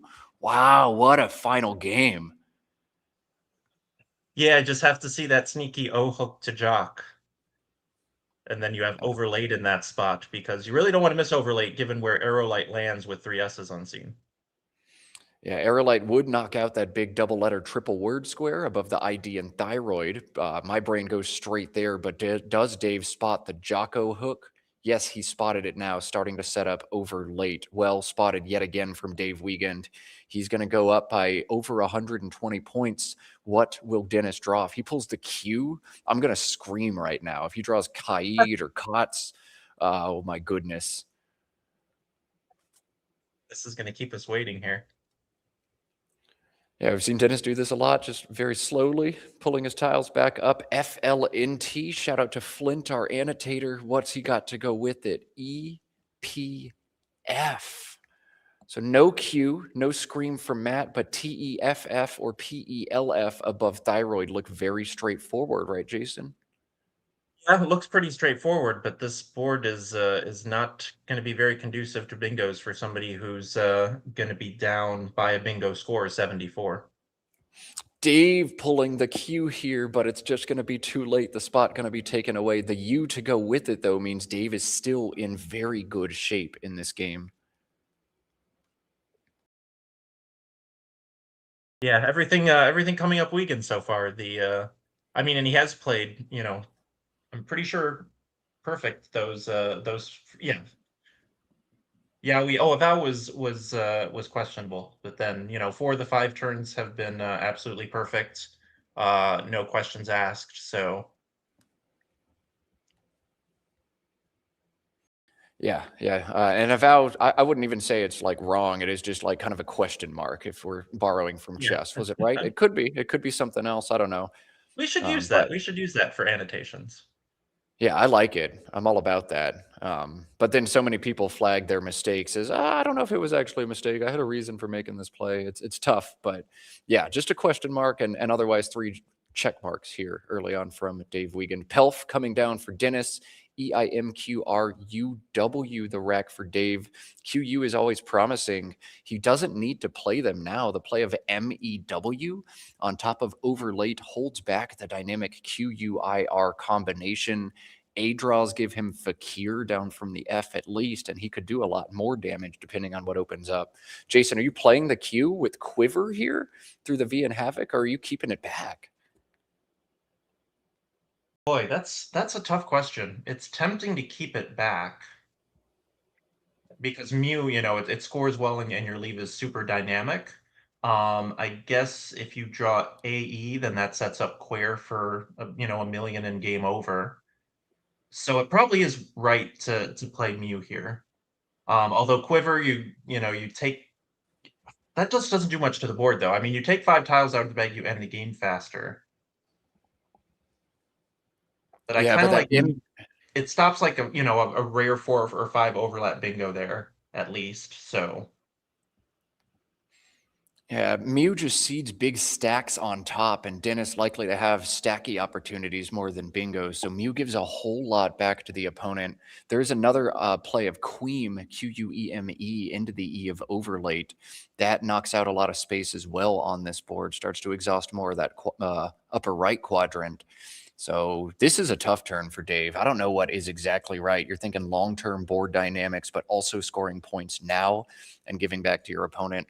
I think he's going to come to the conclusion that Quiver's right, but not before he spends some time here. Looks like Quiver, Queem, and Mew are clearly the top 3 plays, and of those 3, even though Quiver is winning the sim, I kind of like Queem. And just again, stop, bingos from the O, bingos from the J are unlikely. But then, even if Dennis wants to play to that R, that just totally forks the top half of the board, makes it totally dead for bingos. But Dave has chosen Quiver, which is the engine's choice, and certainly no complaints about that. Okay, so Quiver looking really solid for Dave. It seems like another check mark for him on this turn. And now we're back on Dennis, ABEFMNT. This is a rack that could have done some damage after a play like MEW. Could still do some damage here. Dennis quickly opting to play Tamber, Tamber. 39 points, opens some stuff up in space. The T, the A, the M, B, all threats for him to bingo from now. But that F, rather unwieldy, Jason. Do you like it? There was a very cute way that he could play 2 tiles and score 32 points on this turn with befits through the E and overlate and the IT, making cab and OF. The problem is that AEMNT is a great leave, but not on this board. So I do kind of like that he's throwing stuff open up top and giving Dave something to think about there. The T feeling like a very important tile in this game to play obit and TI something or TU something. With a deficit like this, a huge double-double might be what you're looking at. But Dennis playing it off, opening the board with Tamber. Befit may have been stronger. I'm not quite sure. But this is what Dennis plays. He goes digging into the bag and finds FNNNOZE. We'll look at Dave's rack, ACDEIMW. I think we're just going to see him stack for some points, MAW, or maybe even longer, MAWED. How do you feel about those, Jason? I guess that is a point for Quiver last turn, is that Dennis is almost never going to stack on top of overlate. So when you leave MW like you do after Quiver, there's going to be a lot of times where you've got that stack available for you. Yeah, the MW is just going to play well on that ATE, so not too afraid to keep it is Dave. Ma or mod, 2 options, but he's also got plays into the L of Pelf, decimal or medical. That'll obstruct all the newly opened bingo lines for Dennis. And while you do open a triple word, if you're going to do that, keeping a W feels great. Your opponent stacks on one side, you stack back on the other and keep things neutral. Decimal going up by 100, guaranteeing about 30 or 40 next turn also looks like a really nice line. Dave, looking at that option now, decimal or medical. I kind of like that again, just creating that little fork shape at the top of the board. You see all of those vertical plays, looking like fork tines, and then after you play medical, like what's the bingo lines are basically from the F, which is very difficult, through the R of thyroid, which has to fit perfectly, and then off of picks, and like you said, with Dennis playing Tamber, there's only 2 T's unseen, so you are obviously worried about TITU double scoring a bunch, but the board is going to be shaped really nicely. And again, you're taking 6 tiles out of the bag. There's been a lot of turnover so far in this game, and so if you're Dave, it probably behooves you to make this game contain as few turns as possible. Yeah, just try to get to the end and get there quickly, because every turn that goes on gives Dennis another chance to hit that huge double-double at the bottom of the board or hit a 90-pointer from the F in Pelf. So maybe a case to be made for playing long here. Looking at the unseen pool, it looks great to dive into. A's, E's, I's, R's, S's, N's, T's, a blank as well. Most of the yucky letters have already come out in this game. So just another argument to be made for playing very long here for Dave. I think that's what he's going to do. An argument to be made to play very defensively.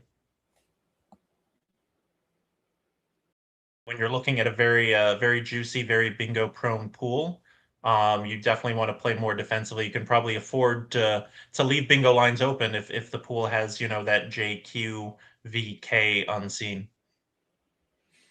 All right, so decimal is what we're going to see come down for Dave, and the Z is now going to come down for Dennis. There is the play of Fez and ZE for 55, but Jason, the leave on that, NNNO.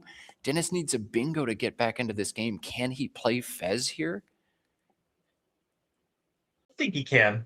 I think, you know, there's still plenty of time to exchange, and as we said, the pool looks good. I did notice that Medical would have given back zone, would have scored the same, but, you know, throwing that C there, that's a nice spot to put it with both H's out, being used in bingos. So Medical would have given back zone. Zone would have been pretty tempting, but I think you just got to take the 55 here, and hope that you can play through it and know that you know, obviously you don't want to exchange as far down behind as Dennis is, but you know, just about anything else is gonna, you know, have its own set of problems. So I think Fez is best. All right, Dennis agrees. Fez feels best to me. This is going to make it just a 52-point game. And I said the tile pool was very juicy, yet somehow Dave has found AGIIUN to go with his W. So not a great pull for Dave Wiegand. And this is going to be a bit of a challenging turn. But Dave, I think already looking at WAI, this plays through the A in decimal, knocks out that pesky floating F in PELF. If you're not going to do it now, when are you going to do it? So how do you feel about that, Jason? Just why? I love it. I absolutely love it. Yep, you take out the F. Again, you still have the threat off of OB with the TITU stuff, but you know that can also be blocked by playing in that same row as picks by making, you know, some sort of underlap under thyroid. Again, that probably won't score very much, which is why it was important that I think that Dennis took the points last turn, because you do need to stay within hailing distance so that Dave can't, you know, just totally make a 10-point blocking play. So yeah, he's going with Y, and I really like this play. Okay, and into NNNO, Dennis pulls an I and a G, which is about all you could ask to do. He's drawn the 7-letter Ronning, RONNING. It does not play. Dave, of course, is not going to open a spot, but that ING is going to be good news for Dennis, though he has seen one of his best bingo lines blocked here. Dave does not draw one of the T's he needs to block the big obit double line. We'll see when or if he chooses to address the threat. But this now, a pretty tough turn for Dennis. I think NON alongside the JO of Jocko is a good equity play here, but perhaps he's feeling the urgency to open the board up. I'm not seeing an option that jumps out immediately, but Jason, are you? I mean, he's got some options to do that. He can play Yupon from Yup. That would score 20. He could also play Pin On. You talked about NON being the equity play. You can play those 3 tiles, draw into ring. It only scores 14, but it makes Pin On from the PI on the right there, PINON. I kind of like Pin On. The problem is they both kill your double options, as does Obiing, which he has just put down. That one's very Okay. awful. Well, Obiing opens a lot of space, which is what Dennis wants to do, but that space is going to give Dave probably a game-winning bingo. Dave has set up his rack in alphagram order. He's going to notice there are 2 bingos playable to him, one through the N, one from the G in Obiing. If you're a fan of Dave Wiegand, that was a huge swing, but Dennis has found the blank. Don't count him out just yet.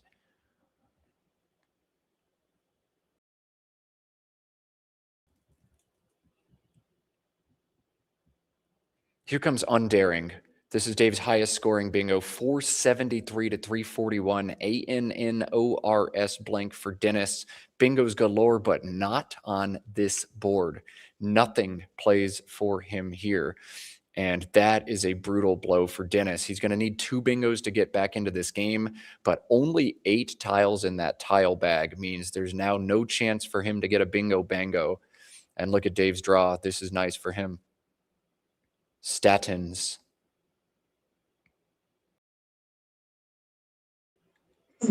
Undaring was at 99.76%, and this is not in the 0.24% with Dennis having what he has and Dave having what he does. Okay, so it is looking like this is Dave Wiegand's game to win. The only other piece of intrigue is if Dave doesn't win by very much, a 200-point Wellington victory over on board 2 could mean a Wellington victory straight up in the field. But Dave up by over 100 and a bingo on cue. Dennis is probably going to open this board because he has to try to win, and Dave's going to get another bingo down. So all the stars aligning for Dave Wiegand, who I feel like has been overdue for a massive tournament victory for a long, long time. Looks like it's coming for him here. Yeah, amen to that for sure. You mentioned, my being a Collins division director at the SPC, and there were many years that I had a Dave Wiegand speech planned and have never gotten to give it. So, especially given his very good result at Causeway being in the mix for that, it's really good to see him win this tournament.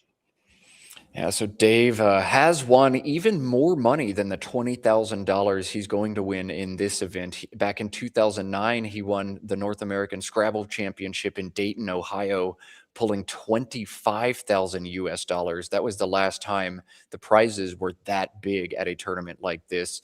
Nice play from Dennis. You want to score some points and open the board. Oregon does exactly that. But this does give back statins to Dave. 70 more points lined up for him, and that's going to be it. So if you are a fan of Dr. Bing, Dave Wiegand, then you are in luck. Dave is going to go home $20,000 richer here at the Bob Linn Superstars Tournament, unless Wellington won by 360. Yeah, I was looking at the difference, 165. So if Dave wins this by he probably won't win it by 200, but if he wins it by 135, Wellington would have to win by 300. So, yeah, even in Collins, to use a saying that I've heard used around with my friends a lot, I think Chuck Armstrong taught me the fourth bingo usually puts him away, and in this case, especially given that one's a triple, the fourth bingo is going to put Dennis away. So Dave's fourth bingo of the game, including the 140-point triple in Lutherans. Dave putting down 543 points. Dennis with a wonderful draw, but incredibly yet again has no playable bingos as Dave draws the last 4 tiles out of the bag. It has been all Dave Wiegand in this game, and I'm getting a score update from Wellington Tunnicliffe. It looks like Wellington is ahead, but only by about 50 points. So barring something absolutely crazy happening on board 2, Dave Wiegand might just be your Bob Linn Superstars champion this year. And like I said, congrats to Dave. This is definitely very, very well deserved. It's such a long time coming for him. Dave was leading the Causeway Championship for so much of the tournament before falling apart at the end and seeing Dave Eldar steal that tournament from him. But Dave is just such a rock solid player. So not surprised by this result at all.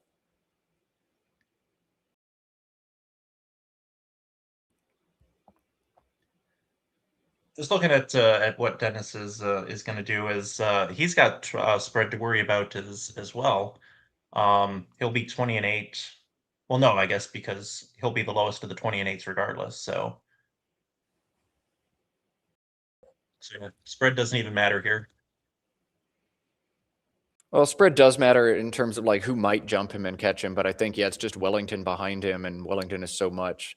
But the difference between second and third, the difference between third and fourth, still a ton of money because the prize purse here is so generous. Dennis, even with 13 minutes on his clock, realizes I ain't got anything, and he's going to drop DEN. Maybe he uses that as a nickname. And that's about it in this one. Again, he's going to be 20-8 with the loss. Dave is going to be 20-8 with the better spread. The only other person who could get to 20-8 is Wellington, who has him on spread anyway. So, okay. But yes, very big prize jumps. And so under normal circumstances, yes, the spread would be important. But given how low Dennis's spread is compared to everybody else, only 3 people could be at 20-8. And obviously a race for among all the 18 and 9s with Matthew Tunnicliffe, Sammy Okosag, and Charles Ranke as well.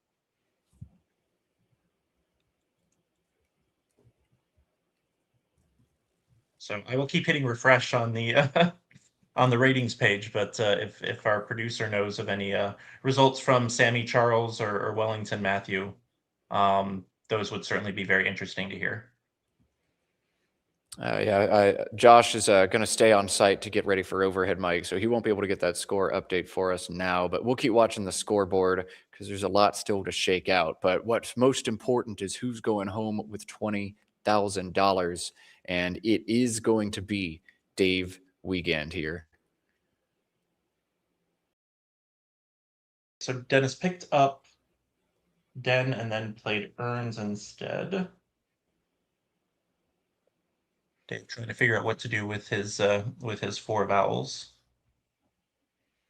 Oh, wow. Dave can actually play a 7 on this turn.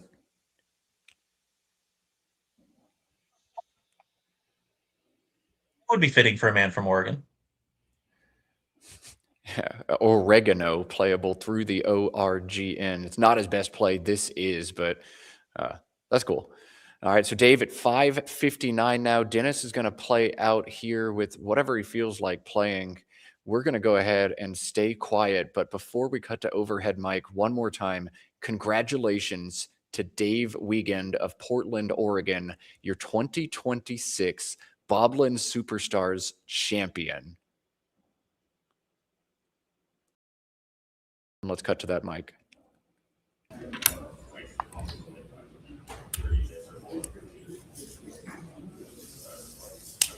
Okay.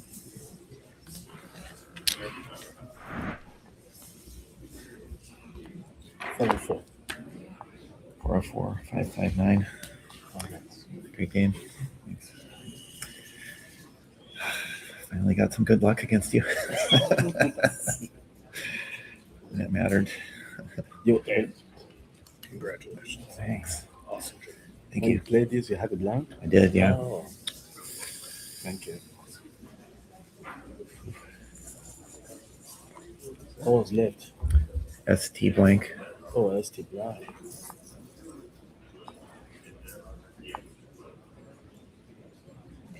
This was timely.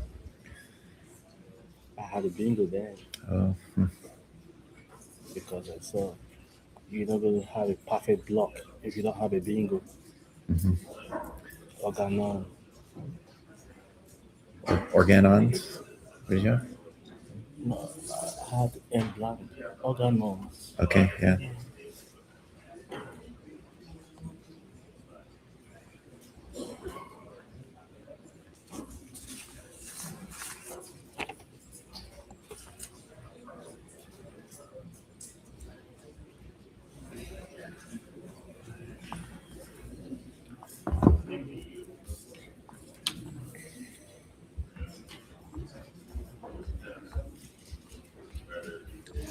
Okay, well, that's about it. They're going to officially submit the final result. But Dave Wiegand, your champion here. Dennis now will finish either second or third. He's going to walk right over to the Wellington versus Matthew Tunnicliffe game. A Wellington victory means Wellington finishes second place. Dennis drops to third. Otherwise, Dennis will be second place here. Second place, at least $6,000, as much as $10,000, depending on who wins it. So still a lot at stake, thousands and thousands of dollars. We'll let you know when we hear about that one. But Jason, I see you grinning. How do you feel about the Dave Wiegand victory here? Definitely very fitting. I mean, look, if you're going to come out on top over 28 games in this field, there's no doubt that you earned it. And, we were looking at Charles. I really thought the stars, had kind of aligned for him. And you talked about how he'd manifested it, especially with Mercury in retrograde. It just seemed like the kind of week where something like that could happen. Felt real bad to see. While the picture of the board was cool, it felt real bad that it was Enoch scoring 700 and some against him. But anyway, there was never going to be an undeserving champion. But I think that a lot of people can agree that Wiegand was probably the most deserving one. Yeah, Wiegand played some lights out Scrabble all tournament, and that has led to a big W. We are going to bring Dave Wiegand into the on-site commentary booth. There's an empty chair next to me where we're going to do a little victory interview. So we'll get Dave fitted for all of that. But you guys in chat, if you have any questions for Dave Wiegand, throw them in there now. I'll try to throw one or two of them his way. We're going to have your 2026 Bob Linn Superstars champion in just a few minutes for an interview. Gonna be exciting. I do want to talk about what's happened in the other divisions here at the Bob Linn Superstars Championship. In the Bob Linn Rising Stars division, we saw Nitz Chugti with an absolutely dominant performance, Gibsonized with 2 games to go. Get Nitz her final record 24-4 in this event, 5 games clear of everybody else on the field with 1 to go. Wow, have a day, Nitz. Yeah, and so cool to see, like you mentioned. If I had had technical issues and been unable to do this last game, and even with me doing this last game, maybe you should have brought Nitz in instead. She's a great commentator and obviously been working very hard at her game. So what an impressive performance by her. More than impressive, just downright dominant. Nit's new rating is 1689. I do not think we're ever going to see her in a lower division again, establishing herself as a D1 threat. I'm also going to talk about what's going on in the One Big Wow Open division that we've got going on here, won by a good friend of mine, Ori Swift. Was Gibsonized with 2 games to go. His final record 23-5. And now it'll be Carl Higbee or Sam Town finishing second in that one. Those 2 playing a high stakes game right now. So congratulations to Nitz. Congratulations to Ori for your success in other divisions. And most importantly, congratulations to Dave Wiegand, who's walking in the room right now. We're going to get Dave fitted with a headset. And here he is, folks, the legend himself, Dr. Bing. Dave, congratulations. You are going home $20,000 richer. How you feeling after that? Wow, pretty awesome. Glad I could bring it home. Yeah, how did you feel after you saw the H unobstructed in Havocs? Just jackpots going off in my head, and yeah, it was beautiful. Yeah, And the I play just of kept Havoc rolling. was beautiful, setting up that ST blank. You know, you playing some calculated offense there, and then jackpot going off in your head. Yeah. So this is your Thanks. first big win in quite some time, isn't it? Yeah, I've been close, but it's been a while since I won a big one, and it's pretty exciting. It was an awesome field, really tough tournament, and I just got fortunate enough to make it to that final game and finally get some great draws. And my understanding is your round 27 game to get you into the championship was crazy. Is that right? Yeah, it went down to the wire. I was ahead the whole game, and Charles bingoed for 86 with 7 in the bag, brought him within about 80.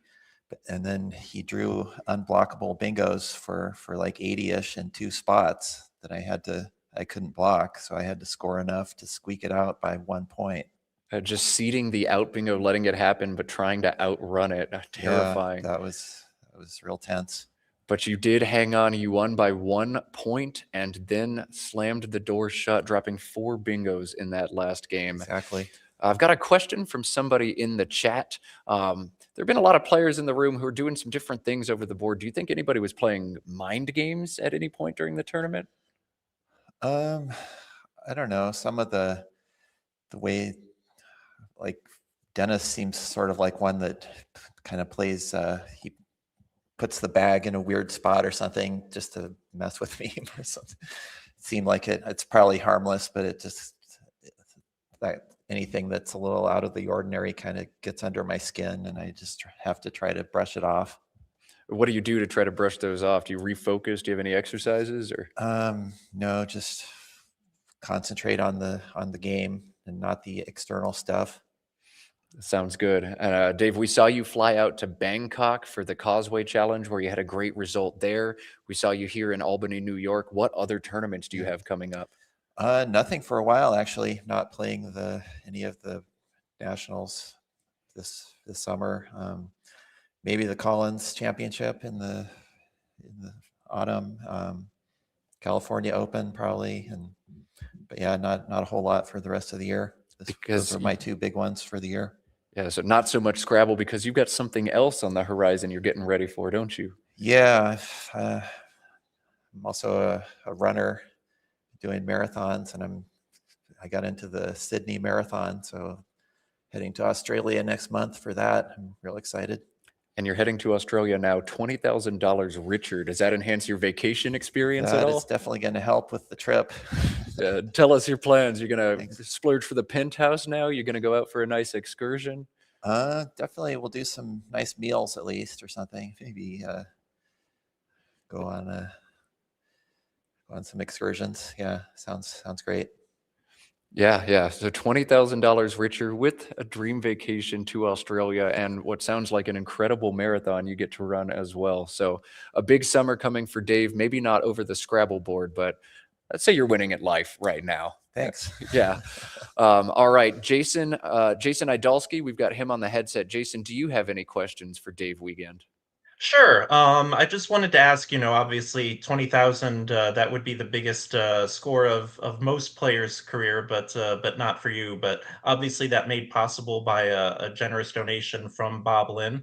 I know that both of you have been around for a while, albeit on opposite coasts of the country. Can you just talk a little bit about, Bob Linn's donation and kind of tentpole events like this and kind of where they fit into the future of Scrabble from your point of view? I think it's great that Bob is doing this. Yeah, it's more money in the game is great for the game. It'll attract the top players like it did this time. Definitely what brought me out here, and I'm really thankful to Bob for putting this together. And I wish he would keep it up and do some tournaments closer to where I live so I can attend them. You're hearing it here, Bob Linn. Dave Wiegand requests big tournaments on the West Coast. Let him defend his home territory. Portland Championship, Bob Linn Superstars Part 2.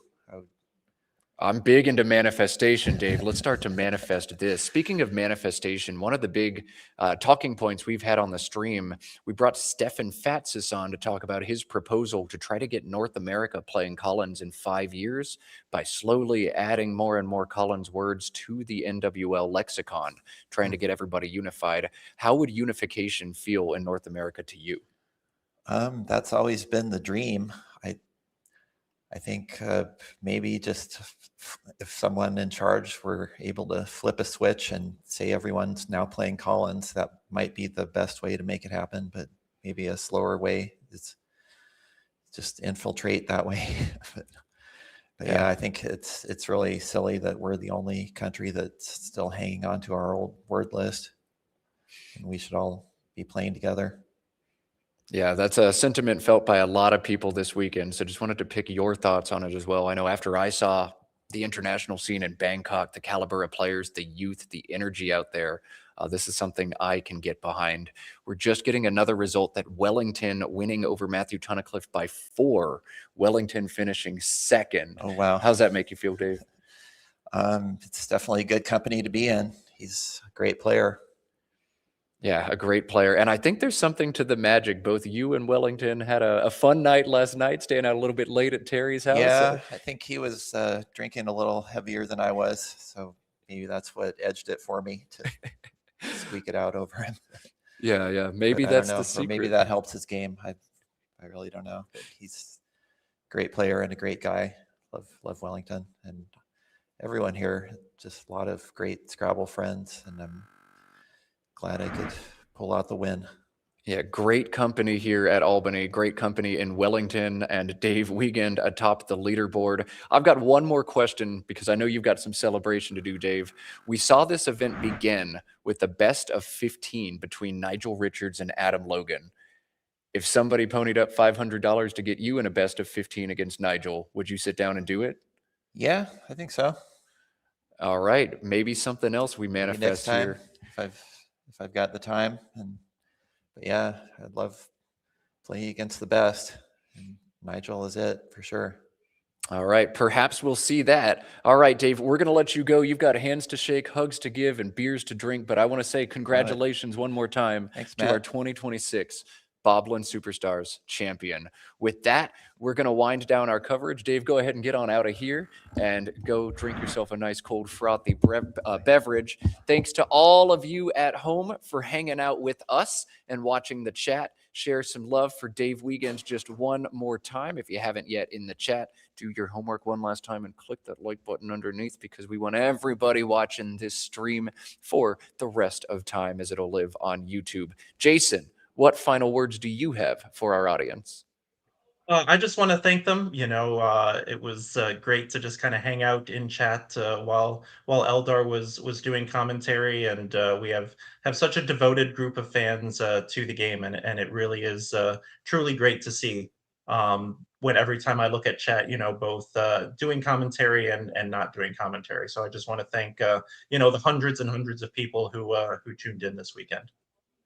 Yeah, thanks to all of our viewers. Of course, this is way less fun, not even sustainable without people tuning in and watching. So thanks to you for being here. Thanks to the Let's Play Scrabble director team, Josh Greenway, Kieran O'Connor, Mad Palazzo. Thanks a bunch one more time to our annotator, Flint, staying up super late every day in Thailand up until about 6 a.m. on each of the last 3 days. We're going to flash the standings. We're getting some fun results in. And a familiar name here, Jason, is going to be bringing some cash home. Let's check it out. Yeah, looks like the top 10 cash. So hopefully we can fit all of the top 10 on the screen.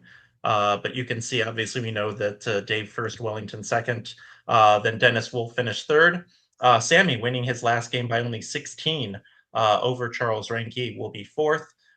Enoch, thanks to all that spread he built up. Remember when he was getting killed by Dave yesterday, and we were like, he has to protect his spread. Like, I guess you can also just win a game by 350 and just make it up that way. We didn't think of that when we were commentating the game at the time. But thanks to his second best, or actually third best spread in the whole division, he will finish fifth overall.